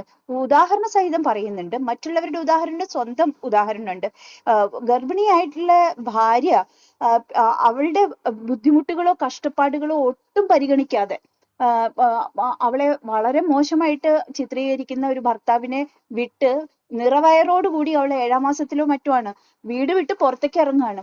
അയാളെ പിന്നാലെ പോയി ബൈക്കിൽ കയറിപ്പോയി തിരിച്ചു വിളിച്ചുകൊണ്ട് വരുമ്പോ ഒരു ഓട്ടോറിക്ഷയിലാണ് കൊണ്ടുവരുന്നത്. ആ ഓട്ടോറിക്ഷക്കാരൻ അവളുടെ കയ്യിൽ പിടിച്ച് അവളെ ഇറങ്ങാൻ സഹായിക്കുമ്പോൾ ആ പെൺകുട്ടിക്ക് ഉണ്ടാവുന്ന ഒരു സന്തോഷം, അല്ലെങ്കിൽ ഒരു ഓട്ടോറിക്ഷക്കാരൻ പോലും അവളെ പരിരക്ഷിക്കുന്നു എന്നുള്ളൊരു തോന്നല. പക്ഷെ അവൾ ആഗ്രഹിക്കുന്ന പരിരക്ഷ അവളുടെ ഭർത്താവിൽ നിന്ന് കിട്ടുന്നില്ല. ഇതൊക്കെ ശരിക്കും പറഞ്ഞു കഴിഞ്ഞാൽ നമ്മളുടെ മനസ്സിൽ അവശേഷിപ്പിക്കുന്ന ചില ചിത്രങ്ങളാണ്. അതുപോലെ പറ്റില്ല എന്ന് ശക്തമായിട്ട് പറയേണ്ടി വന്ന ഒരു സാഹചര്യത്തിനെ പറ്റി പറയുന്നുണ്ട്. പെൺകുട്ടിയുടെ പാരൻസ് വളരെ കഷ്ടപ്പെട്ടും അവരുടെ പിന്നെ വരുമാനത്തിൽ നിന്ന് ചെറിയൊരു ഓഹരി മാറ്റി വെച്ചൊക്കെ ആയിരിക്കുമല്ലോ പെൺകുട്ടിക്ക് കൊടുത്തുവിടുന്ന സ്വർണം ഉണ്ടാക്കുന്നത്. സാധാരണ ഒരു ഏതൊരു വീട്ടിലും മാതാപിതാക്കൾ വളരെ കഷ്ടപ്പെട്ട് ഉണ്ടാക്കുന്ന സ്വർണം അവർക്ക് താങ്ങാൻ പറ്റുന്നതിനേക്കാൾ കൂടുതൽ കൊടുത്തിട്ടാണ് വിടുന്നത്. അങ്ങനെ കൊടുക്കുന്ന സ്വർണം ഈ വളരെ നിസ്സാരമായിട്ടുള്ള, അതായത് ഒരു ജോലിയുണ്ട്, അവള് നല്ല രീതിയിൽ അത് ജോലി കൊണ്ടുപോകുന്നുണ്ട്. പക്ഷെ ഭർത്താവിന്റെ ഒപ്പം താമസിപ്പിക്കണമെങ്കിൽ അവൾ ആ ജോലി വിട്ട് വേറൊരു സ്കൂളിൽ 4 ലക്ഷം രൂപ കൈക്കൂലി കൊടുത്ത് ഒരു ജോലി സമ്പാദിക്കണം പോലും. മാത്രമല്ല അവളുടെ കയ്യിലുള്ള സ്വർണം അതിന് വേണ്ടിയിട്ട് ത്യജിക്കണം എന്നൊക്കെ പറയുന്നിടത്ത് എനിക്കത് പറ്റില്ല, ഈ തീരുമാനത്തിനെ എതിർക്കുന്നു എന്ന് പറയാനുള്ള ഒരു ചങ്കൂറ്റം കാണിച്ച ഒരു സംഭവം പറയുന്നുണ്ട്. ഇതില് ആവർത്തിച്ച് എഴുത്തുകാരി പറഞ്ഞു വെക്കുന്ന ഒരു കാര്യമുണ്ട്. ഞാൻ പറ്റില്ല എന്ന് പറയേണ്ടടുത്ത് പലപ്പോഴും അത് പറയാതിരുന്നതാണ് എൻ്റെ ഏറ്റവും വലിയ പരാജയം എന്നുള്ളത് സമ്മതിക്കുന്നുണ്ട്. പലയിടത്തും നോ പറയേണ്ടടുത്ത് അത് പറയാൻ പറ്റാത്തതുകൊണ്ട് പലതും സഹിക്കേണ്ടതായിട്ടുള്ള അവസ്ഥകൾ വന്നിട്ടുണ്ട്. ഭർത്താവിന്റെ പിതാവ് വളരെ മോശമായിട്ട് ദുരുദ്ദേശത്തോടു കൂടിയിട്ട് അവളെ പിന്നെ പെരുമാറുമ്പോൾ പോലും അത് പറയുന്ന പുരുഷൻ, സ്വന്തം ഭർത്താവ് അത് കേൾക്കുന്നില്ല. അച്ഛന്റെ പ്രായം അല്ലെങ്കിൽ അച്ഛനോടുള്ള സ്നേഹം ആദരവും ഒക്കെയാണ് അയാൾക്ക് പ്രധാനം. പക്ഷെ ഒരു മകളെ പോലെ കരുതേണ്ട ഒരു പെൺകുട്ടിയോട് അയാൾ കാണിക്കുന്ന വൃത്തികേടുകളെ ഒരുപക്ഷെ അതൊക്കെ തുറന്നു പറയാനുള്ള ഒരു ധൈര്യം ഒരു പെൺകുട്ടിക്ക് ഉണ്ടാവുക എന്ന് പറയുന്നത് തന്നെ വളരെ പ്രധാനമാണ്. പക്ഷെ അത് കേൾക്കാനോ സ്വീകരിക്കാനോ അയാൾ തയ്യാറാവുന്നില്ല. ഇതിലൊരു സുചിത്രയെ പറ്റിയിട്ട് പറയുന്നുണ്ട്. അതൊരു ചാപ്റ്ററാണ്. പഴകിയ ഭക്ഷണം, ഭർത്താവിന്റെ വീട്ടിൽ കിട്ടുന്ന ഭക്ഷണമാണ് പഴകിയ ഭക്ഷണം. വെള്ളം കോരി മടുത്ത് ഉള്ള ഒരു ജീവിതം. വെള്ളം കോരി പാത്രം കഴുകണം, ആ വീട്ടിലെ സകല പാത്രങ്ങളും കഴുകണം. അത് എഴുത്തുകാരിയുടെ അനുഭവമായിട്ടും പറയുന്നുണ്ട്. അവസാനം അവൾ ആഗ്രഹിക്കുന്നത് ഭർത്താവിന്റെ ഒപ്പം ഒരു ഒറ്റമുറി വീട്ടിലായാലും കഴിഞ്ഞാൽ മതി. ഒരു പഴയ മണ്ണെണ്ണ സ്റ്റൗവിൽ അവൾ പാചകം ചെയ്യാൻ തയ്യാറാണ്. പക്ഷെ ഈ വീട്ടില് ഇങ്ങനത്തെ ഒരു സാഹചര്യത്തിൽ ജീവിക്കാൻ വയ്യ. അതുപോലെ വ്യക്തി ശുചിത്വത്തിനെ പറ്റിയിട്ടും മറ്റ് രീതിയിലുള്ള ശുചിത്വത്തിനെ പറ്റിയിട്ടും ഒക്കെ അവിടെ പറയുന്നുണ്ട്. അതായത് ഒരു പുരുഷന് ഒരു സ്ത്രീക്ക് പിന്നെ കൂടെ കൂട്ടണമെങ്കിൽ അയാൾക്ക് വേണ്ട ഏറ്റവും അടിസ്ഥാനപരമായിട്ടുള്ള ചില ഗുണങ്ങൾ പോലും ഇല്ലാത്ത ഒരാളെ ചുമന്നുകൊണ്ട് 16 കൊല്ലം നടക്കേണ്ടി വന്ന ഒരു അവസ്ഥയെ പറ്റിയിട്ട് ഈ പുസ്തകം കൃത്യമായിട്ട് പറഞ്ഞു വെക്കുന്നുണ്ട്. അത് മാത്രമല്ല ലൈംഗികമായിട്ടുള്ള ചൂഷണങ്ങള്, പിന്നെ ഒരു സ്ത്രീ വന്നാൽ താമസിക്കാൻ പറ്റാത്ത ഒരു വീടാണെന്ന് രക്ഷിതാക്കൾ കണ്ടിട്ട് പോലും ആ വീട് വേണ്ടാന്ന് വെക്കാൻ തീരുമാനിച്ചപ്പോ അത് ആരാണ് ആ തീരുമാനം എടുത്തതെന്ന് അയാളെ ക്രൂശിക്കാനായിട്ടുള്ള ഒരു ശ്രമമാണ് വീട്ടുകാർ നടത്തുന്നത്. മാത്രമല്ല ഈ വൃത്തിയില്ലാത്ത വീട് ഒരു പെണ്ണ് വന്നാൽ വൃത്തിയാകും എന്ന് പറയുന്നിടത്താണ് ആ പിന്നെ ലിംഗഭേദം വരുന്നത്. ഒരു പെണ്ണ് വന്നാൽ മാത്രമേ ഒരു വീട് വൃത്തിയാവുള്ളൂ, പുരുഷൻ ചെയ്താൽ അത് വൃത്തിയാവില്ല എന്നുള്ളൊരു ചോദ്യം എല്ലാ സ്ത്രീകളുടെ മനസ്സിൽ ഉയരുന്നതാണ്. അതുപോലെ കുടുംബ ബന്ധങ്ങളിൽ പാലിക്കേണ്ടതായിട്ടുള്ള അന്തസ്സ് കീപ്പപ്പ് ചെയ്യാത്ത ഒരു ഭർത്താവ്, അത് മാത്രമല്ല ഒരു പീഡകന്റെ ഭാര്യയെ പറ്റിയിട്ട് ഇതിൽ പറയുന്നുണ്ട്. ട്രെയിൻ യാത്രക്കിടെ പരിചയപ്പെട്ട ഒരു സ്ത്രീ, അവരുടെ ഭർത്താവ് ഒരു പീഡന കേസിൽ പ്രതിയാണ്. പക്ഷെ അവർക്ക് സത്യം തിരിച്ചറിഞ്ഞാൽ പോലും സമൂഹത്തിന് മുൻപില് ഇയാളുടെ പീഡന പർവം അത് പുറത്തു പറയാൻ ധൈര്യപ്പെടാത്ത ആ സ്ത്രീ എല്ലാം സഹിച്ചു കഴിയുകയാണ്. അപ്പൊ അങ്ങനെയൊക്കെയുള്ള എത്രയോ സ്ത്രീകൾ നമ്മളുടെ ഇടയിൽ ജീവിക്കുന്നു എന്നുള്ളതാണ്. അതുപോലെ ഇതിൽ പറയുന്ന പരാമർശിക്കുന്ന ഒരുപാട് ജീവിതങ്ങളുണ്ട്. പ്രസവത്തിന്റെ ഒരു കഥ പറയുന്നുണ്ട്. ആദ്യത്തെ പ്രസവം കഠിനമായ പ്രശ്നങ്ങളോട് കൂടി പോയി. രണ്ടാമത്തെ കുഞ്ഞിനെ ഗർഭം ധരിച്ചിരിക്കുമ്പോൾ ഒറ്റയ്ക്ക് ഡോക്ടറെ കാണാൻ പോകേണ്ടി വന്നു. പ്രസവം അടുത്തിരിക്കുന്ന അവസാനത്തെ ഒരു സമയത്ത് ഡോക്ടറെ കാണാൻ പോയപ്പോൾ ഡോക്ടർ അവിടെ അഡ്മിറ്റ് ആവാൻ പറഞ്ഞ ഒരു സമയത്ത് എന്ത് ചെയ്യണമെന്ന് അറിയാതെ ഒരു സ്റ്റീൽ കസേരയിൽ ആ ഹോസ്പിറ്റലിൽ വരുന്ന രോഗികളെ നോക്കി ഇതി കർത്തവ്യം മൂഢയായിട്ട് ഇരുന്ന ആ ഒരു ചിത്രം നമ്മളുടെ മനസ്സിൽ നിന്ന് ഒരിക്കലും പോവില്ല. നമ്മളുടെ എത്രയോ പരിഗണനയോടുകൂടി കൂടെ കൂട്ടേണ്ട ആളുകൾ ഒന്നും കൂടെ ഇല്ലാതെ ഒറ്റപ്പെട്ടു പോയ ഒരവസ്ഥ. ഭർത്താവിൽ നിന്ന് വേർപിരിയാനായിട്ട് അവർ തീരുമാനം എടുക്കുമ്പോൾ രക്ഷിതാക്കൾ പോലും അവരുടെ കൂടെ നിൽക്കുന്നില്ല പല ഘട്ടങ്ങളിലും. കാരണം അദ്ദേഹം എന്നാണ് സംബോധന ചെയ്യുന്നത് കേട്ടോ, അവസാനം വരെ സംബോധന ചെയ്യുന്നത് അദ്ദേഹം എന്ന് തന്നെയാണ്. ആ അദ്ദേഹം പിന്നെ അമ്മയെയും അച്ഛനെയും പല രീതിയിലും പല കാര്യങ്ങളും പറഞ്ഞ് അദ്ദേഹത്തിന്റെ കൂടെ ചേർത്തു. അതുകൊണ്ട് അമ്മയ്ക്ക് പോലും വിശ്വസിക്കാൻ പറ്റുന്നില്ല ഈ മകള് പറയുന്നതൊക്കെ ശരിയാണെന്ന്. മാത്രമല്ല മകളുടെ തീരുമാനങ്ങളെ അമ്മ എതിർക്കുകയാണ് പലപ്പോഴും. കുട്ടികൾക്ക് അച്ഛൻ വേണ്ടേ എന്നുള്ള ഒരു ചോദ്യമാണ് ഈ നമ്മളുടെ ലോകത്തിലെ എല്ലാ സ്ത്രീകളും ഫേസ് ചെയ്യുന്ന, വിവാഹമോചനം ആഗ്രഹിക്കുന്ന ഓരോ സ്ത്രീയും ഫേസ് ചെയ്യുന്ന ഒരു ചോദ്യമായിരിക്കും കുട്ടിക്ക് അച്ഛൻ വേണ്ടേ എന്നുള്ളത്. ഈ അച്ഛനില്ലാത്ത കുട്ടികളും ഈ ലോകത്തിൽ വളരുന്നില്ലേ, അച്ഛനില്ലെങ്കിലും അമ്മയില്ലേ എന്നുള്ള ചോദ്യമൊക്കെയാണ് നമ്മുടെ മനസ്സിൽ വരുന്നത്. അതുപോലെ എറണാകുളത്തേക്ക് സ്ഥലം മാറ്റം വാങ്ങിക്കുന്നു, അത് റദ്ദാക്കുന്ന ഒരു തീരുമാനം, ഫോൺ എടുക്കാത്തതിന് ഫോൺ വഴിയായിട്ട് ശകാരം. എനിക്ക് ഏറ്റവും വിഷമം തോന്നിയ ഒരു ഘട്ടമുണ്ട്. അതായത് ജോലിയില് ഉത്തരവാദിത്തപ്പെട്ട ഒരു ജോലിയിൽ ഇരിക്കുന്ന ഒരു സ്ത്രീയാണ് എന്ന് പോലും ചിന്തിക്കാതെ ഭർത്താവിന് തോന്നുന്നത് മുഴുവനും ഫോണിൽ കൂടി, അതും പ്രത്യേകിച്ച് അച്ഛനമ്മമാരെ പറ്റിയിട്ടുള്ള തെറി അഭിഷേകമാണ് നടത്തുന്നത്.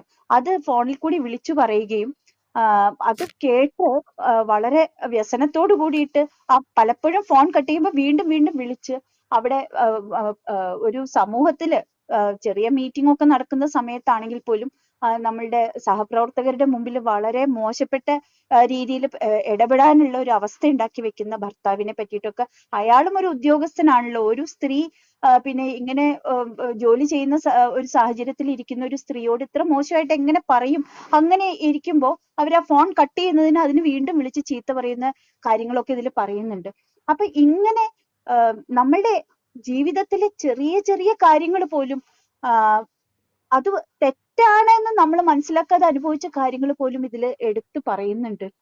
ഇത് എഴുതിയ ഒരു ഭാഷ, അതിന്റെ നേരത്തെ പറഞ്ഞ പോലെ കഥ പറയുന്ന ശൈലിയൊന്നുമല്ല, പക്ഷെ അനുഭവങ്ങളുടെ തീവ്രത കൊണ്ട് ഇത് വളരെയധികം വായിക്കപ്പെടേണ്ടതാണ് എന്ന് ഞാൻ ഉറച്ചു വിശ്വസിക്കുന്നു. ഓക്കെ, നമുക്ക് ഫഹദ് റാസയിലേക്ക് വീണ്ടും പോകാം. മൈക്ക് ഓൺ ചെയ്തിട്ട് പറയാം. ഫഹദേ, ഇതില് എടുത്തു പറയേണ്ടത് അവരുടെ ഒരു ഇത് എഴുതാൻ കാണിച്ചിട്ടുള്ള ഒരു ധൈര്യം തന്നെയാണ്. അത് ഇപ്പൊ ഒരു ഫിക്ഷൻ രീതിയിലാണ് ആദ്യത്തെ പുസ്തകത്തിൽ, ആദ്യത്തെ നോവലിൽ ഇത് വന്നതെങ്കിൽ അതിന്റെ ഒരു ക്ലിയർ ആയിട്ടുള്ള സ്വന്തം അനുഭവങ്ങൾ തന്നെയാണ് അവർ ഈ ഒരു പുസ്തകത്തിൽ പറഞ്ഞിട്ടുള്ളത്. ഇപ്പൊ വിശദമായിട്ട് തന്നെ അതിലൊരു ചാപ്റ്റേഴ്സിനെ വെച്ചുകൊണ്ട് പറഞ്ഞു. ഞാൻ ആ ഒരു രീതിയിലേക്ക് പോയിട്ടില്ലായിരുന്നു. അവര് എടുത്തു പറയുന്ന ചില കാര്യങ്ങളുണ്ട്. പരസ്പര ബഹുമാനം ഇല്ലായ്മ എങ്ങനെയാണ് ഒരു ബന്ധത്തിൽ ഉലച്ചിലുണ്ടാക്കുന്നത് എന്നുള്ളതിനെ കുറിച്ച് അവര് നേരിട്ടും അല്ലാതെയും പല ചാപ്റ്റേഴ്സിലായിട്ട് അവർ പറയുന്നുണ്ട്. ഈ പരസ്പര ബഹുമാനം ഇല്ലായ്മയാണ് പലപ്പോഴും ഈ ബന്ധങ്ങൾക്ക് പിന്നില് അതിന്റെ ഉലച്ചിലിന് കാരണമാവുന്നു എന്നുള്ളത്. അത് അവസാനം ആ ഒരു യാത്രാമംഗളം എന്നുള്ള ആ ഒരു ചാപ്റ്ററിൽ എത്തി നിൽക്കുമ്പോൾ അതിനെ കൃത്യമായിട്ട് എടുത്തു പറയുന്നുണ്ട്. ആ ഒരു നിരന്തരം ഒരു കുറ്റപ്പെടുത്തലുകളിൽ നിന്നും മാറിയിട്ട് പരസ്പര ബഹുമാനം ഉണ്ടായിരുന്നെങ്കിൽ ഒരു പക്ഷേ ഒരു ബന്ധം എത്രത്തോളം നന്നായിട്ട് നിലനിൽക്കുമായിരുന്നു എന്നുള്ളത്. പിന്നെ എന്തുകൊണ്ട് ഇത് ഇപ്പൊ പ്രത്യേകിച്ചും നമ്മളെ ചുറ്റുമുള്ള ആളുകൾ വായിക്കണം എന്നുള്ളതിന്റെ ഒരു കാരണമായിട്ട് തോന്നുന്നത്, വിവാഹ ജീവിതത്തിൽ ഏറ്റവും കൂടുതൽ ആളുകൾ ഡിമാൻഡ് ചെയ്യുന്ന ഒരു കാര്യമാണ് അഡ്ജസ്റ്റ്മെന്റുകൾ. എല്ലാ സ്ഥലത്തും അഡ്ജസ്റ്റ്മെന്റുകൾ ഉണ്ടെങ്കിലേ രണ്ട് വ്യക്തികൾക്ക് തമ്മിൽ ഒരുമിച്ച് പോകാൻ പറ്റുള്ളൂ എന്നുള്ളത്. അതിനെ അവർ പല രീതിയിലും വിമർശിക്കുന്നുണ്ട്. ഇപ്പോ അടുക്കളയില്, ശുചിത്വത്തിന്റെ കാര്യത്തില്, ഭക്ഷണത്തിന്റെ കാര്യത്തില്, ജോലിയില്, ഇതെല്ലാം അഡ്ജസ്റ്റ് ചെയ്യേണ്ട ഒരു ചുമതല എന്ന് പറയുന്നത് എപ്പോഴും സ്ത്രീക്ക് മാത്രം വന്നു ചേരുന്ന ഒരു കാര്യമാണ്. അപ്പോ അതിന് ഈ സിനിമയിലെ ചില ഉദാഹരണങ്ങളൊക്കെ വെച്ചുകൊണ്ട് പറയുന്നുണ്ട്. ഇതില് ആ രീതിയിൽ അവര് കുറെ ഉദാഹരണങ്ങൾ ചില ഈ ദാമ്പത്യത്തിലെ കാര്യങ്ങൾ വിശദീകരിക്കുമ്പോൾ ചില സിനിമകളെ കോട്ട് ചെയ്യുന്നുണ്ട്. മിഥുനം, ജയ ജയ ജയ ഹേ പോലെയുള്ള സിനിമകൾ കോട്ട് ചെയ്തുകൊണ്ട് പറയുന്നുണ്ട്. thppad പോലെയുള്ള ഹിന്ദി സിനിമകളെ കോട്ട് ചെയ്യുന്നുണ്ട്. ഈ രീതിയിൽ വായനക്കാർക്ക് കുറച്ചുകൂടി ഈ അനുഭവത്തെ ഈസി ആയിട്ട് മനസ്സിലാക്കാൻ പറ്റുന്ന ചില കണക്ഷൻസ് അവർ കൊണ്ടുവരുന്നുണ്ട്. അതുപോലെ ഈ സ്ത്രീയുടെ ഒരു ശരീരത്തെ എങ്ങനെയാണ് വിവാഹത്തിൽ ആളുകൾ കാണുന്നത്. ഇപ്പോ ഒരു ഗർഭിണിയാകാൻ വൈകുന്ന സ്ത്രീയെ ഏത് രീതിയിലാണ് സമൂഹം ട്രീറ്റ് ചെയ്യുന്നത് എന്നുള്ള രീതിയിൽ, അത് ഓരോ സമയത്തും വലിയൊരു ട്രോമയായിട്ട് ഈ ഡോക്ടറെ കാണാൻ വേണ്ടിയിട്ട് ഭർത്താവ് ഒന്നിച്ചിട്ടുള്ള യാത്രകളൊക്കെ എത്ര വലിയ ട്രോമയായിട്ടാണ് അവസാനം എൻഡ് ചെയ്യുന്നത് എന്നുള്ളത് ഈ പുസ്തകത്തിൽ എഴുത്തുകാരി പറയുന്നുണ്ട്.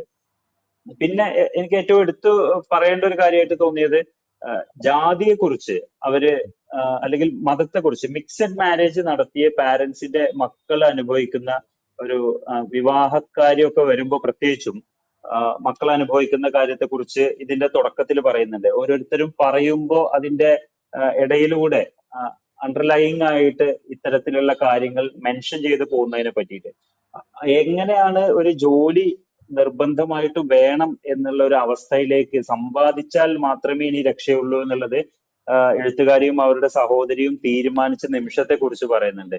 ഈ രീതിയിൽ സ്വന്തം അനുഭവങ്ങൾ നമ്മുടെ ജീവിതത്തിലെ എല്ലാ മൊമെന്റിനെയും എടുത്തു പറഞ്ഞുകൊണ്ട് അത് ഏത് തരത്തിലുള്ള വേദനകളാണ് നൽകിയത് എന്നുള്ളതും അതിൽ നിന്നും അതിനെ മറികടക്കാൻ അവർ ഏത് രീതിയിലുള്ള കാര്യങ്ങളാണ് ചെയ്തത് എന്നുള്ളതും എടുത്തു പറയുന്നുണ്ട്.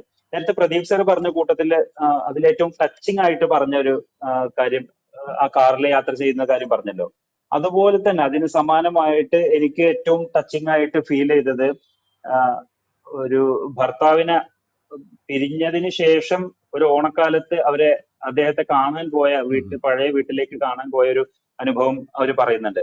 അപ്പോ ഒരു കാലത്ത് അവരെ സ്വപ്നം കണ്ട് കെട്ടിപ്പൊക്കിയ ഒരു വീട്, അത് ഒരു തകർന്ന ഹൃദയത്തോടെ ഞങ്ങൾ നോക്കി എന്നൊക്കെ പറഞ്ഞതിന് ശേഷം അവരോടിക്കളിച്ച ആ ഒരു വീട്ടില്, അങ്ങനെ നടന്ന ഒരു വീട്ടില് അന്യയെ പോലെ അവിടെ ഇരുന്നതും പിന്നീട് ഭർത്താവ് കുറച്ചൊരു കുറ്റബോധത്തോടു കൂടി സംസാരിച്ചതും പറയുന്നുണ്ട്. ശേഷം ഇങ്ങനെയാണ് അവർ അതിൽ വിശദീകരിക്കുന്നത്. സോഫയിൽ ഇരിക്കുകയായിരുന്ന അദ്ദേഹത്തിന്റെ നെറ്റിയിൽ ഞാൻ ചുണ്ടുകൾ അമർത്തി. അതായത് വീട്ടിൽ നിന്ന് അവര് ഇറങ്ങി യാത്ര പോയതിനു ശേഷം തിരിച്ചു വന്നിട്ട് അവര് ഭർത്താവിനെ നെറ്റിയിൽ ചുണ്ടുകൾ അമർത്തി. കരയേണ്ട, എന്തിനാണ് കരയുന്നത് എന്ന് അദ്ദേഹം ചോദിച്ചു.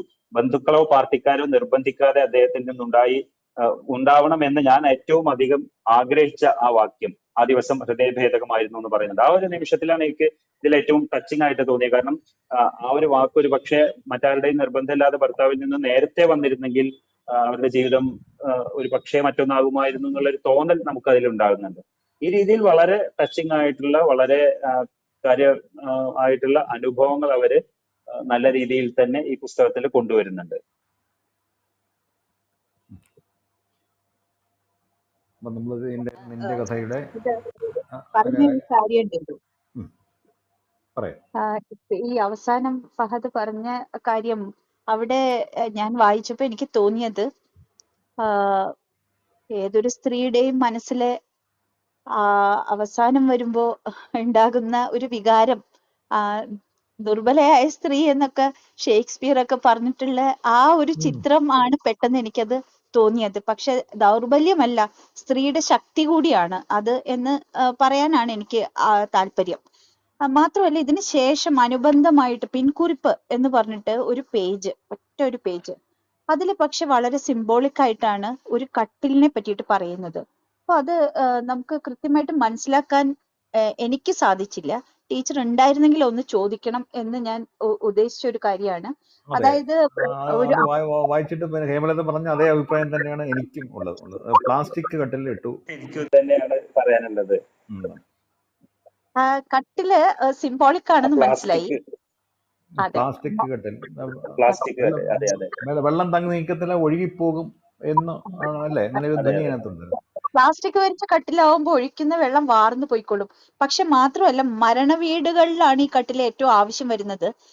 കാരണം കുളിപ്പിക്കുമ്പോൾ കിടത്തി അതിന്റെ വെള്ളം വാർന്നു പോവും എന്നാണ് ഞാൻ വായിച്ചപ്പോൾ എനിക്ക് തോന്നിയത്. അവിടെ ഒരു മരണം പരാമർശിക്കുന്നുണ്ട്. അത് ആരുടെ മരണം എന്നുള്ളത് വ്യക്തമായില്ല. അത് എന്താണ് എന്നുള്ളത് ഒന്നറിയണം എന്നുണ്ടായിരുന്നു. അത് അവിടെയാണ് എനിക്കൊരു ആശയക്കുഴപ്പം ഉണ്ടായിട്ടുള്ളത്. ഈ ഇൻഫെർട്ടിലിറ്റി ട്രീറ്റ്മെന്റിന്റെ ഒക്കെ കാര്യം പറയുമ്പോഴേ നമ്മളുടെ സ്ത്രീകളുടെ പുരുഷന്റെയോ സ്ത്രീയുടെയോ ആയിരിക്കാമല്ലോ പ്രശ്നം, ആരുടെ വേണമെങ്കിലും ആവാം. പക്ഷെ എപ്പോഴും അത് സ്ത്രീകളെ മാത്രം കുറ്റപ്പെടുത്തുന്ന ഒരു രീതിയിലേക്കാണല്ലോ എപ്പോഴും പോകുന്നത്. ഇതിന്റെ അന്തിമ ഫലം അനുഭവിക്കുമ്പോൾ അത് പുരുഷന്റെ വിജയമാവും, അല്ലെങ്കിൽ ബാക്കി എല്ലാ കുറ്റങ്ങളും സ്ത്രീയുടെ ആവുന്ന ഒരു രീതിയാണ് പൊതുവെ കണ്ടുവന്നിട്ടുള്ളത്. അതിനെപ്പറ്റി ഇവിടെ കൃത്യമായിട്ട് പറയുന്നുണ്ട്. അതുപോലെ ഈ വാടക വീടുകളെ പറ്റിയിട്ട് പറയുന്നുണ്ട്. ഒരുപാട് സ്ഥലങ്ങളിൽ വാടകയ്ക്ക് താമസിക്കാം. അപ്പൊ ഇദ്ദേഹം വളരെ സാമ്പത്തിക ലാഭം നോക്കിയിട്ട് പലപ്പോഴും എടുക്കുന്ന വീട്, ഗർഭിണിയായിട്ടുള്ള ഭാര്യയ്ക്ക് വേണ്ടിയിട്ട് എടുത്തു കൊടുത്ത ആദ്യത്തെ വീട്ടില് കുറെ പടിക്കെട്ടുകൾ കയറിയിട്ട് വേണം ഇന്ത്യൻ സ്റ്റൈലുള്ള ക്ലോസറ്റിൽ ഇരിക്കാനായിട്ട്. അപ്പൊ ഇവർക്ക് വയറ് ഇങ്ങനെ ഉന്തി നിൽക്കുന്ന ഒരു അവസ്ഥയിൽ അവിടേക്ക് കയറാനും ഇരിക്കാനും തല ചുറ്റുന്ന അവസ്ഥയൊക്കെ ഉള്ളത് കൊണ്ട് അവിടെ ഇരിക്കാൻ വലിയ ബുദ്ധിമുട്ടാണ്. അതിനെപ്പറ്റിയൊക്കെ പറയുമ്പോൾ ഏതൊരു സ്ത്രീയും ഇങ്ങനത്തെ അനുഭവത്തിൽ കൂടിയൊക്കെ കടന്നു പോകുമ്പോൾ അവർക്ക് ഉണ്ടാകുന്ന മാനസികമായിട്ടുള്ള ബുദ്ധിമുട്ട് നമുക്ക് ഓർമ്മ വരികയാണ്. ടീച്ചർ ഒരു മെസ്സേജ് അയച്ചിട്ടുണ്ട്. നമ്മളത് വായിച്ചു.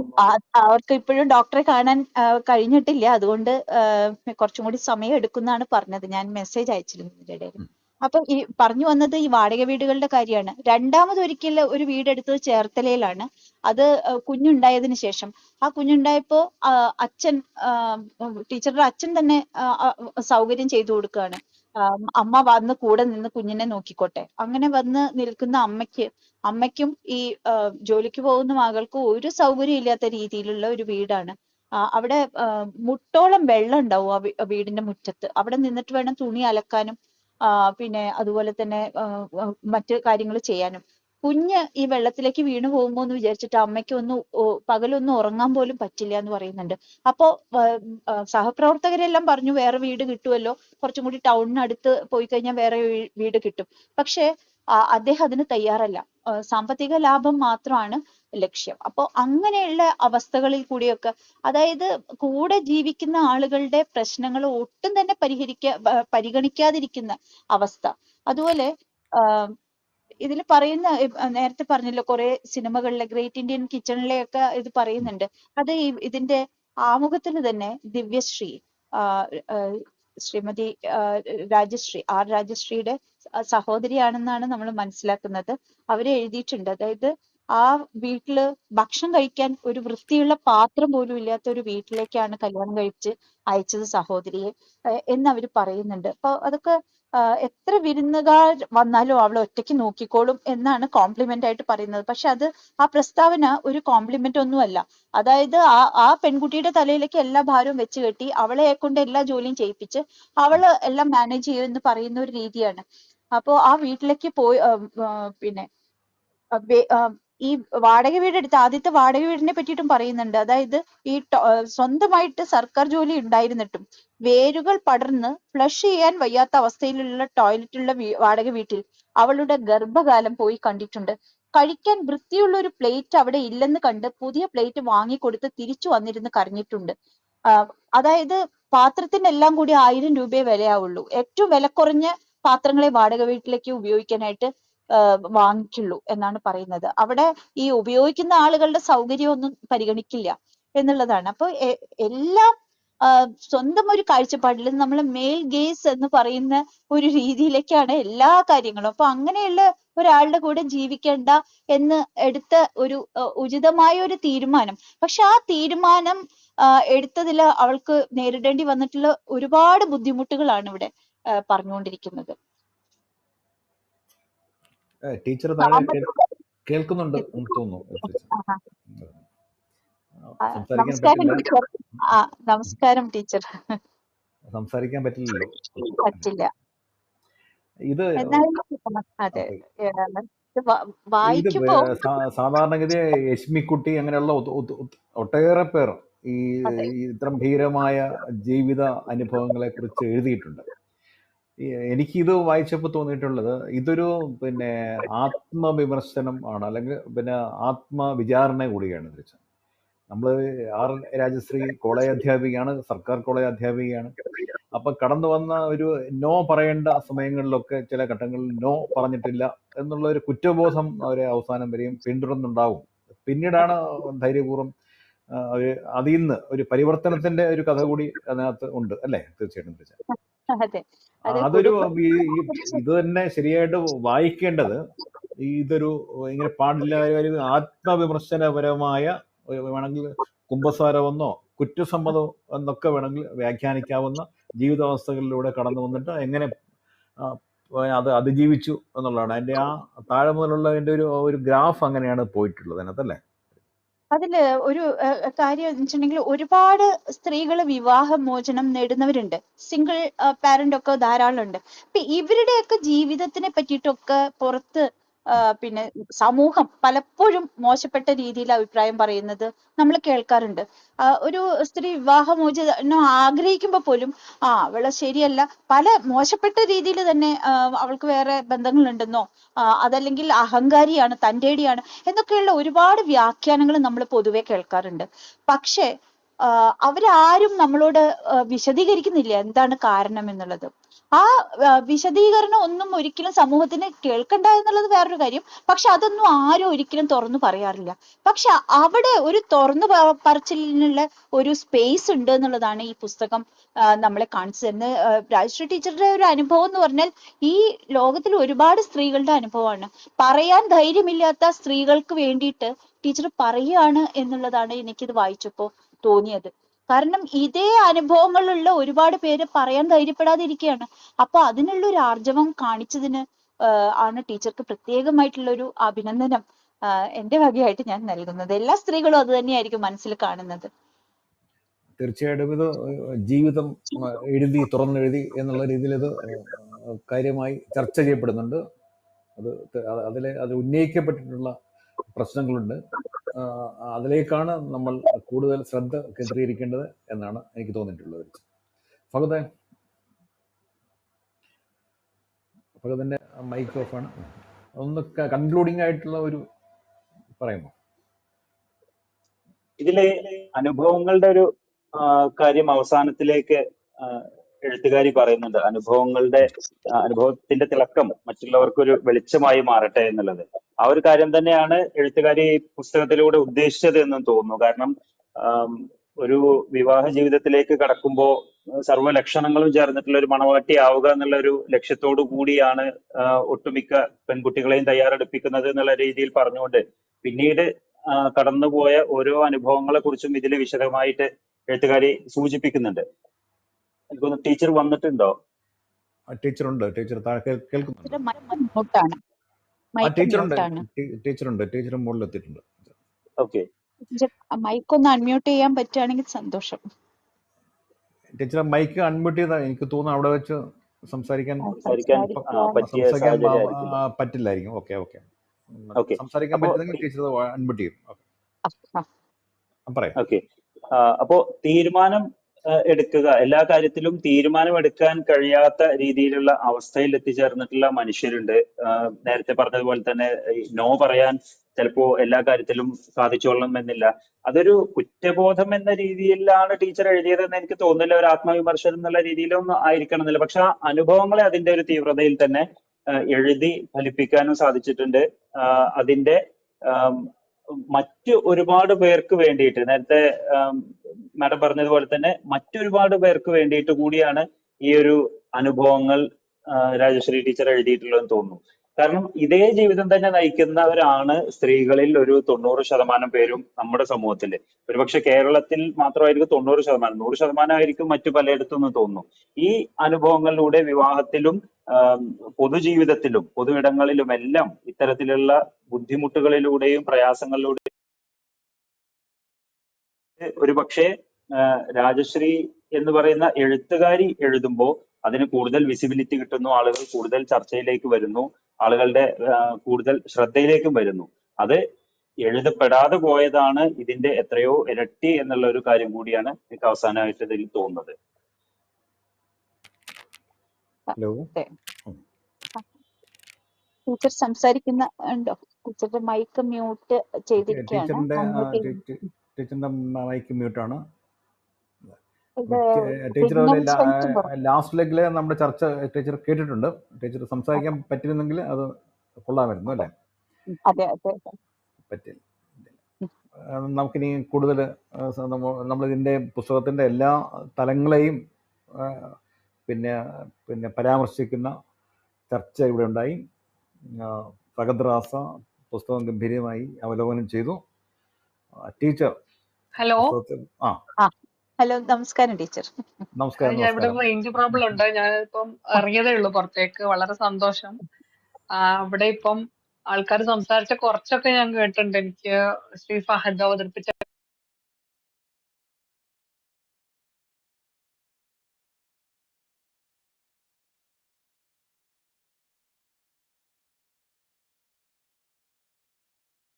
കേൾക്കാൻ പറ്റിയില്ല. ഒരു വളരെ എന്താ പറയാ, കിട്ടാൻ പ്രയാസമുള്ള ഒരു അപ്പോയിന്റ്മെന്റ് ഇന്നത്തെ ദിവസമാണ് കിട്ടിയത്. അതൊരു എന്താ പറയാ, അത്യാവശ്യമായി പോയി. അതുകൊണ്ട് മാത്രമാണ്. എല്ലാരും അവരവരുടെ സമയം മെനക്കെടുത്തിട്ടാണല്ലോ ഒരു പുസ്തകത്തെ കുറിച്ച് ഡിസ്കസ് ചെയ്യാൻ വേണ്ടി വരുന്നത്. എന്നാലും സ്വാഭാവികമായിട്ട് ഇത് കേൾക്കാൻ വലിയ ഇഷ്ടമുള്ള ഒരാളാണ് ഞാൻ. അപ്പം ക്ലബ് ഹൗസ് ഒക്കെ അപ്ഡേറ്റ് ചെയ്ത് ഒക്കെ ഇരുന്നതാണ്, പക്ഷെ പറ്റിയില്ല. അപ്പോ ഇപ്പൊ ഇവിടെ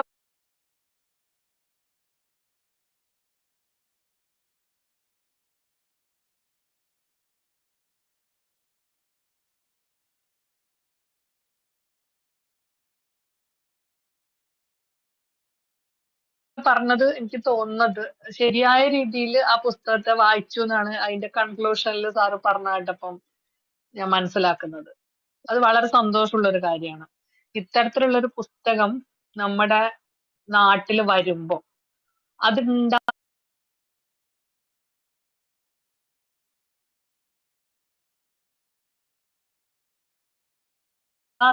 ചില തോന്നലുകളുണ്ട്.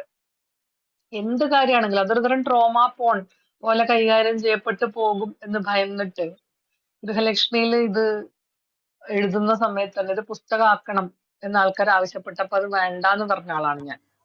അതിന്റെ കാരണം ഇതാണ്. കാരണം എത്ര നല്ല ഉദ്ദേശത്തോടു കൂടിയിട്ടാണ് ആ പുസ്തകം നമ്മൾ ഇറക്കുന്നതെങ്കിലും അല്ലെങ്കിൽ അങ്ങനെ ഒന്നും ഉണ്ടാവുന്നതെങ്കിലും ആൾക്കാർക്ക് താല്പര്യം അതിന്റെ അകത്തുള്ള കാര്യങ്ങൾ വളരെ പേഴ്സണൽ ആയിട്ടുള്ള അനുഭവങ്ങൾ ചൊല്ലിച്ചറിയാൻ മാത്രമായിരിക്കും. അതൊന്ന്. രണ്ടാമത്തെ കാര്യം, സ്ത്രീ എഴുതുമ്പോഴും പുരുഷൻ എഴുതുമ്പോഴും ഉള്ള നമ്മൾ എപ്പോഴും സംസാരിക്കുന്ന ഒരു വ്യത്യാസം എന്ന് വെച്ചാൽ എഴുതുന്നതിലുള്ള വ്യത്യാസമല്ല, ആ എഴുത്ത് സ്വീകരിക്കപ്പെടുന്നതിലുള്ള വ്യത്യാസം. പുരുഷൻ ഒരു പക്ഷെ വിവാഹേതര ബന്ധങ്ങളെ കുറിച്ച് എഴുതുന്ന സമയത്ത് അല്ലെങ്കിൽ പ്രണയബന്ധങ്ങളെ കുറിച്ച് അല്ലെങ്കിൽ പരീക്ഷണങ്ങളെ കുറിച്ചൊക്കെ എഴുതുന്ന സമയത്ത് അത് അയാളുടെ ജീവിതത്തിൽ അനുപേക്ഷണീയമായിട്ടുള്ള ചില കാര്യങ്ങളാണ്, അല്ലെങ്കിൽ അദ്ദേഹത്തിന്റെ വീരസ്യമാണ്, അതും അല്ലെന്നുണ്ടെങ്കിൽ ജീവിതാനുഭവങ്ങളാണ്, അതും അല്ലെങ്കിൽ അദ്ദേഹം ഇപ്പോൾ ഉള്ള ആ ദർശനത്തിലേക്ക് അദ്ദേഹത്തെ കൊണ്ടെത്തിച്ചിട്ടുള്ള ജീവിതാനുഭവങ്ങളാണെന്നൊക്കെ പറയാൻ ആൾക്കാരുണ്ടാവും. പക്ഷെ സ്ത്രീകളാണ് അത്തരത്തിലുള്ള അനുഭവങ്ങൾ എഴുതുന്നതെങ്കിൽ അത് അത്തരത്തിലല്ല സ്വീകരിക്കപ്പെടുക. അപ്പം മാധവിക്കുട്ടി പോലും അവർ എഴുതുന്ന സമയത്ത്, എന്റെ കഥ എന്ന് പറയുന്ന പുസ്തകം വരുമ്പോ അതെങ്ങനെയാണ് മലയാളിയുടെ ഒരു ഭാവുകത്വം സ്വീകരിച്ചതെന്ന് ആലോചിച്ചാൽ മനസ്സിലാവും അത്. അതായത് ഇപ്പോഴും ഏറ്റവും ഷാർപ്പായിട്ടുള്ള പ്രതിഭയുള്ള ഒരു എഴുത്തുകാരിയാണ് മാധവിക്കുട്ടി. പക്ഷെ നമ്മുടെ ആ കാലത്തെ വളരെ പ്രഗത്ഭരായിട്ടുള്ള നിരൂപകർക്ക് പോലും വിമർശകർക്ക് പോലും അത് തിരിഞ്ഞു കിട്ടിയിട്ടില്ല എന്നുള്ളതാണ്. അതായത് അവരെത്രത്തോളം അവരുടെ പ്രതിഭ വൈബ്രന്റ് ആയിരുന്നു എന്നുള്ളത്. അവര് വളരെ നിഷ്കളങ്കവും ലളിതവും എന്ന് നമുക്ക് തോന്നുന്ന വാക്യങ്ങളിൽ എഴുതി വെച്ചിട്ടുള്ളത് എത്രത്തോളം ഗഹനമായിട്ടുള്ള സ്ത്രയണാനുഭവങ്ങളാണ്, അല്ലെങ്കിൽ ഒരു സ്ത്രീ ഏത് പ്രകാരത്തിലാണ് ലോകത്തെ കാണുന്നത് എന്നുള്ളതിന്റെ നേർ സാക്ഷ്യങ്ങളാണ് നമുക്ക് മനസ്സിലായിട്ടില്ല. ഇപ്പോഴും ഏറ്റവും വൈകാരികമായ തലത്തിൽ നിന്നുകൊണ്ടാണ് മാധവിക്കുട്ടിയെ നാം വായിക്കാറ്. അപ്പൊ അതിനകത്ത് ലൈംഗികതയുണ്ടോ, അല്ലെങ്കിൽ അവര് മറ്റ് അവരെഴുതിയ പോലെയുള്ള അനുഭവങ്ങൾ അവരുടെ ലൈഫിൽ ഉണ്ടായിട്ടുണ്ടോ എന്നൊക്കെ അന്വേഷിക്കാനാണ് ആൾക്കാർക്ക് താല്പര്യം. അതിന്റെ അപ്പുറത്ത് ഇത്തരത്തിലുള്ള ഓർമ്മക്കുറിപ്പുകൾക്കും ജീവിതാനുഭവ സാഹിത്യത്തിന് തന്നെ ഒരു സോഷ്യോ പൊളിറ്റിക്കൽ റിലവൻസ് ഉണ്ട് എന്നുള്ളത് മനസ്സിലാക്കാൻ കുറഞ്ഞ മനുഷ്യർ മാത്രമേ നമ്മുടെ കൂടെ ഉണ്ടാവുള്ളൂ. അപ്പം അതുകൊണ്ടാണ് സത്യത്തിൽ ഇത്തരത്തിൽ ഈ പിന്നെ പബ്ലിഷേഴ്സ് പുസ്തകങ്ങൾ ഇറങ്ങുന്ന സമയത്ത് ബുക്ക് ടോക്കുകൾ സംഘടിപ്പിക്കാറുണ്ട്, അതിൽ എഴുത്തുകാരെ ക്ഷണിക്കാറുമുണ്ട്. പക്ഷെ ഇത് ഞാൻ അപ്പോഴും പറഞ്ഞൊരു കാര്യം, ഇതുമായി ബന്ധപ്പെട്ട് ബുക്ക് സ്റ്റാളുകളിൽ, അതായത് ഈ ഒരൊറ്റ പുസ്തകത്തെ വെച്ചുകൊണ്ട് ബുക്ക് സ്റ്റാളുകളിൽ ബുക്ക് ടോക്ക് സംഘടിപ്പിക്കുന്നതിനോട് എനിക്കൊരു വിയോജിപ്പുണ്ട്. കാരണം ആൾക്കാർ അത് അത്തരത്തിൽ മനസ്സിലാക്കില്ല എന്നുള്ളതാണ്. പക്ഷെ ഇവിടെ ഈ ചർച്ചയുടെ ഒരു അവസാന ഭാഗം കേട്ട് കഴിഞ്ഞപ്പോൾ എനിക്ക് മനസ്സിലായി, അതായത് വളരെ ശരിയായ രീതിയിലാണ് ആ പുസ്തകത്തെ കണ്ടതും അവതരിപ്പിച്ചതെന്ന്. അതുകൊണ്ടാണ് ഞാനത് പറഞ്ഞത്. കാരണം ആ പുസ്തകം അത്തരത്തിൽ അവതരിപ്പിക്കപ്പെട്ടത് കൊണ്ട് മാത്രമാണ് ആ ചർച്ച അത്തരത്തിലേക്ക് വരുന്നത്. അത് മുഴുവനും നമ്മൾ ചോറ് വെന്തോ നോക്കാൻ മൊത്തം എടുത്ത് ഞെക്കി നോക്കണ്ടല്ലോ. ഒന്നോ രണ്ടോ വറ്റുകൾ ഞെക്കി നോക്കുമ്പോൾ നമുക്ക് ആ ചർച്ചയുടെ ഒരു സ്വഭാവം പിടികിട്ടും. അപ്പൊ എങ്ങനെയാണ് അതിനെ പിന്നെ ഈ പുസ്തകത്തെ എങ്ങനെ സമീപിച്ചു എന്നുള്ളത് വളരെ ആരോഗ്യകരമായിട്ടുള്ള ഒരു രീതിയാണ്. അതിൽ എനിക്ക് ഒരുപാട് സന്തോഷമുണ്ട്. കാരണം ഈ പേഴ്സണൽ ആയിട്ടുള്ള അനുഭവങ്ങൾ നമ്മൾ പറയുമ്പം അത് ആരെങ്കിലും ചെളിവാരി തേക്കാനോ അല്ലെങ്കിൽ നമ്മുടെ ഭാഗം ന്യായീകരിക്കാനോ ആവാനുള്ള സാധ്യത കൂടുതലാണ്. ഈ ഓരോ അനുഭവം എഴുതുന്ന സമയത്ത് എന്റെ മനസ്സിലുള്ള ഒരു കാര്യം അതാണ്. അതായത് നമ്മൾ സ്വയം ന്യായീകരിക്കുന്നില്ല. അതിപ്പോ കുറച്ച് മുമ്പ് സാറ് പറഞ്ഞാൽ ഞാൻ കേട്ടു. അതായത് സ്വയം ന്യായീകരിക്കുക എന്നുള്ളതല്ല, ഈ അനുഭവങ്ങളിൽ നിന്ന് നമ്മൾ ഏത് തരത്തിലാണ് മറ്റൊരു മനുഷ്യജീവിയായിട്ട് പരിവർത്തിക്കപ്പെടുന്നത് എന്നുള്ളതാണ്. ഇതിനകത്ത് വലിയ അങ്കലാപ്പ് തോന്നേണ്ട കാര്യമില്ല സത്യത്തിൽ മനുഷ്യർക്ക്. കാരണം അതെന്തുകൊണ്ട് തോന്നുന്നു എന്ന് പറഞ്ഞാൽ, ദാമ്പത്യം എന്ന് പറയുന്നത് ഒരുപാട് വിലക്കുകളുള്ള ഒരു ബന്ധമാണ് എന്നുള്ളത് കൊണ്ടാണ്. ഒറ്റ ഉദാഹരണം പറയാം. ഒരു ഒരു തൊഴിലിടത്തിൽ ഭാര്യയും ഭർത്താവും പങ്കാളികൾ രണ്ടുപേരും ഒന്നിച്ച് വർക്ക് ചെയ്യുന്നു എന്ന് വിചാരിക്കുക. ഒരു സാങ്കല്പിക സാഹചര്യമാണ്. അപ്പോ അവിടെ ഒരു ഇഷ്യൂ ഉണ്ടാവുന്നു. അതൊന്നുകിൽ പൊളിറ്റിക്സ് ആയിട്ട് ബന്ധപ്പെട്ടതാവാം, അല്ലെങ്കിൽ ആ സ്ഥാപനത്തിന്റെ അഡ്മിനിസ്ട്രേഷനുമായിട്ട് ബന്ധപ്പെട്ടതാവാം, അല്ലെങ്കിൽ വേറെ എന്തെങ്കിലും ഒരു പ്രോബ്ലം ഉണ്ടായതുമായി ബന്ധപ്പെട്ടതാവാം. അപ്പം ഭർത്താവ് ഒരു അഭിപ്രായം പറയുന്നു, അദ്ദേഹത്തിന് വളരെ ശക്തമായ അഭിപ്രായമുണ്ട്, അദ്ദേഹം അത് അവതരിപ്പിക്കുന്നു. മറ്റുള്ളവർ എഴുന്നേറ്റ് നിന്നിട്ട് ഇതിനെ ഖണ്ഡിച്ചുകൊണ്ട്, അവർക്ക് മറ്റൊരു അഭിപ്രായം ഉണ്ടെന്ന് വിചാരിക്കുക, അവർക്ക് മറ്റൊരു പൊളിറ്റിക്സ് ഉണ്ടെന്ന് കരുതുക, അല്ലെങ്കിൽ ആ പെർട്ടിക്കുലർ ഇഷ്യൂവിൽ അവർക്ക് വേറൊരു സ്റ്റാൻഡ് ഉണ്ടെന്ന് വിചാരിക്കുക, അവർ ഈ ഭർത്താവിന്റെ വാക്കുകളെ നിഷേധിച്ചുകൊണ്ട് അല്ലെങ്കിൽ അതിനെ വെട്ടിക്കൊണ്ട് സംസാരിച്ചിട്ടുണ്ടെങ്കിൽ എന്ത് സംഭവിക്കും എന്നുള്ളത്, അത് ഒരു സാങ്കല്പിക സാഹചര്യം മാത്രമല്ല, ചില ആൾക്കാരെങ്കിലും ജീവിതത്തിൽ എക്സ്പീരിയൻസ് ചെയ്തിട്ടുണ്ടാവും. ഈ നിന്റെ കഥ ഇറങ്ങുന്നതിന് മുമ്പ് തന്നെ അത് സീരിയസ് ആയി ചെയ്തുകൊണ്ട് വരുന്ന സമയത്ത് ഒരു പ്രമുഖ ഹോസ്പിറ്റലിലുള്ള ഒരു ഡോക്ടർ എന്നെ വിളിക്കുന്നുണ്ട്. അവരെന്നോട് പറയായിരുന്നത്, അതായത് അവർക്ക് അങ്ങനത്തെ ഒരു അനുഭവം ഉണ്ട്. അവർ രണ്ടുപേരും പങ്കാളികൾ രണ്ടുപേരും ഡോക്ടേഴ്സാണ്. പക്ഷെ ആ ഹോസ്പിറ്റലുമായി ബന്ധപ്പെട്ട് എന്തെങ്കിലും ഡിസ്കഷൻ വരുന്ന സമയത്ത് ഈ ഭാര്യയായിട്ടുള്ള ഡോക്ടറോട് യാതൊരു തരത്തിലുള്ള അന്വേഷണം ഉണ്ടാവാറില്ല. അല്ലെങ്കിൽ അവർ സംസാരിച്ചു കഴിഞ്ഞാൽ ഹസ്ബൻഡ് അതിനെ വെട്ടിക്കൊണ്ട് സംസാരിക്കും. വിവരമില്ലായ്മ പറയരുത് എന്ന് ഒരു ഫുൾ പിന്നെ എന്താണ് അവിടെയുള്ള മൊത്തം സഹപ്രവർത്തകരുടെ മുന്നിൽ വെച്ച് അദ്ദേഹം പറഞ്ഞ ഒരു ദിവസം ഞാൻ ഉറങ്ങിയേയില്ല എന്ന് അവര് പറഞ്ഞത് ഞാൻ ഓർക്കുന്നുണ്ട്. അതിനെയാണ് ആത്മാഭിമാനത്തിന് ഏൽക്കുന്ന വെട്ടുകൾ എന്നൊക്കെ നമ്മള് വിശേഷിപ്പിക്കുക. ഈ തരത്തിലുള്ള അനുഭവങ്ങൾ ഒരുപാട് സ്ത്രീകൾ പങ്കുവെച്ചിട്ടുണ്ട്. അപ്പം ഇത് വായിച്ചു കഴിയുമ്പോൾ പറഞ്ഞ അപ്പൊ ഞാനന്ന് അനുഭവിച്ചത് ഇത്തരത്തിലുള്ള ഒരു അന്തസ്സുകേടായിരുന്നു അല്ലേ എന്ന് എന്നോട് ചോദിച്ച ആൾക്കാരുണ്ട്. അതാണ് അതിനകത്ത് ഏറ്റവും വലിയ കാര്യം എന്നാണ് ഞാൻ വിചാരിക്കുന്നത്. അതായത് നാം അനുഭവിച്ചുകൊണ്ടിരുന്ന സാധനം നമ്മുടെ അന്തസ്സിനെതിരായിട്ടുള്ള അടിയായിരുന്നു, അല്ലെങ്കിൽ ഞാൻ ഈ അനുഭവിച്ചിരുന്നത് ഒരു തരത്തിലുള്ള വയലൻസ് ആണ്, അല്ലെങ്കിൽ എനിക്ക് നേരം മറ്റൊരു അഭിപ്രായം പറയാമായിരുന്നു എന്നൊക്കെ വർഷങ്ങൾക്ക് ശേഷമൊക്കെ സ്ത്രീകൾ തിരിച്ചറിയുന്നത് ഒരർത്ഥത്തില് അത് വേദനാജനകമായ കാര്യമാണ്. പക്ഷെ ഇപ്പോഴെങ്കിലും അത് ഉണ്ടല്ലോ എന്നുള്ളതാണ്. ബെറ്റർ ലേറ്റ് ദാൻ നെവർ എന്ന് പറഞ്ഞ മാതിരി. അപ്പോ അത് തിരിച്ചറിയണം. എന്ന് തന്നെയാണ് കരുതുന്നത്. അതിന് സ്വന്തം അനുഭവങ്ങൾ ഉപയോഗിക്കാൻ പറ്റുമെങ്കിൽ ആവട്ടെ എന്നാണ് വിചാരിച്ചത്. അത്തരത്തിലാണ് ആ പുസ്തകം ചെയ്തിട്ടുള്ളത്. പിന്നെ അതിൽ എന്തുകൊണ്ടൊരു ആൾ നമ്മളോട്, അത് പങ്കാളി ആയിക്കോട്ടെ, സുഹൃത്തായിക്കോട്ടെ, അല്ലെങ്കിൽ മക്കളായിക്കോട്ടെ, ആരായാലും നമ്മളോട് എന്തുകൊണ്ട് അത്തരത്തിൽ പെരുമാറുന്നു, അല്ലെങ്കിൽ തൊഴിലിടത്തിൽ ഒരാൾ നമ്മളോട് എന്തുകൊണ്ട് ഒരു പ്രത്യേക നിലപാട് സ്വീകരിക്കുന്നു എന്നുള്ളത് നമ്മൾ തന്നെ ചിന്തിക്കേണ്ട ഒരു കാര്യമാണ്. അപ്പോ ഒരു പരിധി വരെ എനിക്ക് നേരെ വന്നിട്ടുള്ള, അല്ലെങ്കിൽ എന്റെ അന്തസ്സിന് നേരെ വന്നിട്ടുള്ള, അല്ലെങ്കിൽ ആ റിലേഷൻഷിപ്പിൽ എനിക്ക് ഉണ്ടായിട്ടുള്ള ദുരനുഭവങ്ങൾക്ക് ഒരു 50% ഉത്തരവാദിത്വം എന്റെ തന്നെയാണെന്ന് തിരിച്ചറിയുന്നതാണ് ആ പുസ്തകം. അത് എഴുതുന്ന സമയത്ത് എന്റെ മനസ്സിൽ ഉണ്ടായിരുന്ന ഒരു കാര്യം ഞാൻ ഓർക്കുന്നു. അതായത് അപ്പുറത്ത് നിൽക്കുന്ന ആളിനെ സമ്പൂർണമായിട്ട് ബ്ലെയിം ചെയ്യാന്ന് പറയുന്നത് നേരായിട്ടുള്ള ഒരു രീതിയായിട്ട് എനിക്ക് തോന്നിയില്ല.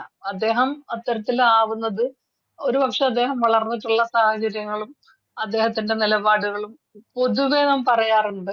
ഇപ്പം തിരുവിതാംകൂറിനെ സംബന്ധിച്ചിടത്തോളം അവിടെ ആണത്തം എങ്ങനെ നിർമ്മിക്കപ്പെടുന്നു എന്നുള്ളത് അടക്കം ഉൾക്കൊള്ളുന്ന ഒരുപക്ഷെ നരവംശാസ്ത്രപരവും സാമൂഹികവും രാഷ്ട്രീയവും ഒക്കെ കാരണങ്ങൾ ഉണ്ടാവും. അപ്പൊ അത്തരത്തിലുള്ള മനോനില ഉണ്ടാവുക എന്ന് പറയുന്നത് സ്വാഭാവികമായ ഒന്നാണ്.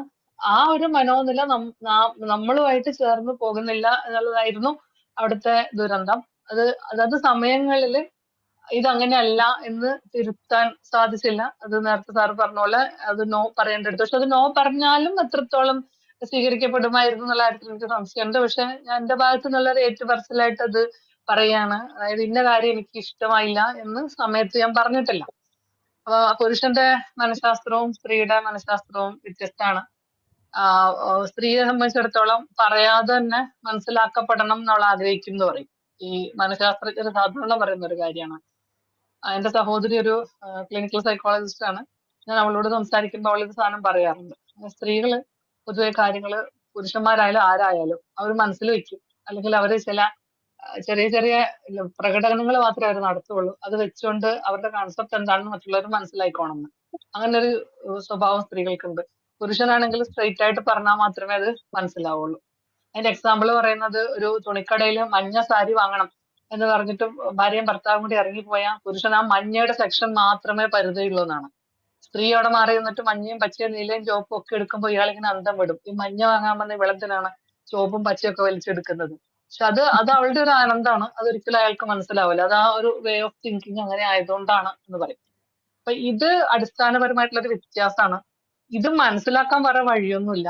പുരുഷനുമായിട്ട് ഇടപഴകുക, സ്ത്രീകളുമായിട്ട് ഇടപഴകുക എന്നുള്ളതേ ഉള്ളൂ. പരസ്പരം ഇടപഴകി ജീവിക്കുന്ന ഒരു സമൂഹത്തില് ആണിന് പെണ്ണിനെയും പെണ്ണിന് ആണിനെയും അങ്ങനെ അല്ലാത്തവർക്കും പരസ്പരം അറിയാനുള്ള അവസരം ഉണ്ടാവും. ഇത് നമ്മുടെ സമൂഹത്തിൽ ആണിനെയും പെണ്ണിനെയും വാട്ടർ ടൈറ്റ് കമ്പാർട്ട്മെന്റ് ആക്കി അങ്ങോട്ടും ഇങ്ങോട്ടും മാറ്റി നിർത്തിയിട്ട് ഏതെങ്കിലും തരത്തിൽ ഇടപഴകണം എന്ന് പറയുമ്പോൾ അപ്പൊ തന്നെ ആൾക്കാർ വേറൊരു വർത്താനാണ് പറയാ. നിങ്ങൾ ഒത്തുകഴിഞ്ഞ ലൈംഗികത വേണമെന്നാണ് പറയുന്നത്, അല്ലെങ്കിൽ ഉദാരമായ സദാചാരം വേണമെന്നാണ് നിങ്ങൾ പറയുന്നതൊക്കെ പറയും. അങ്ങനെയല്ല.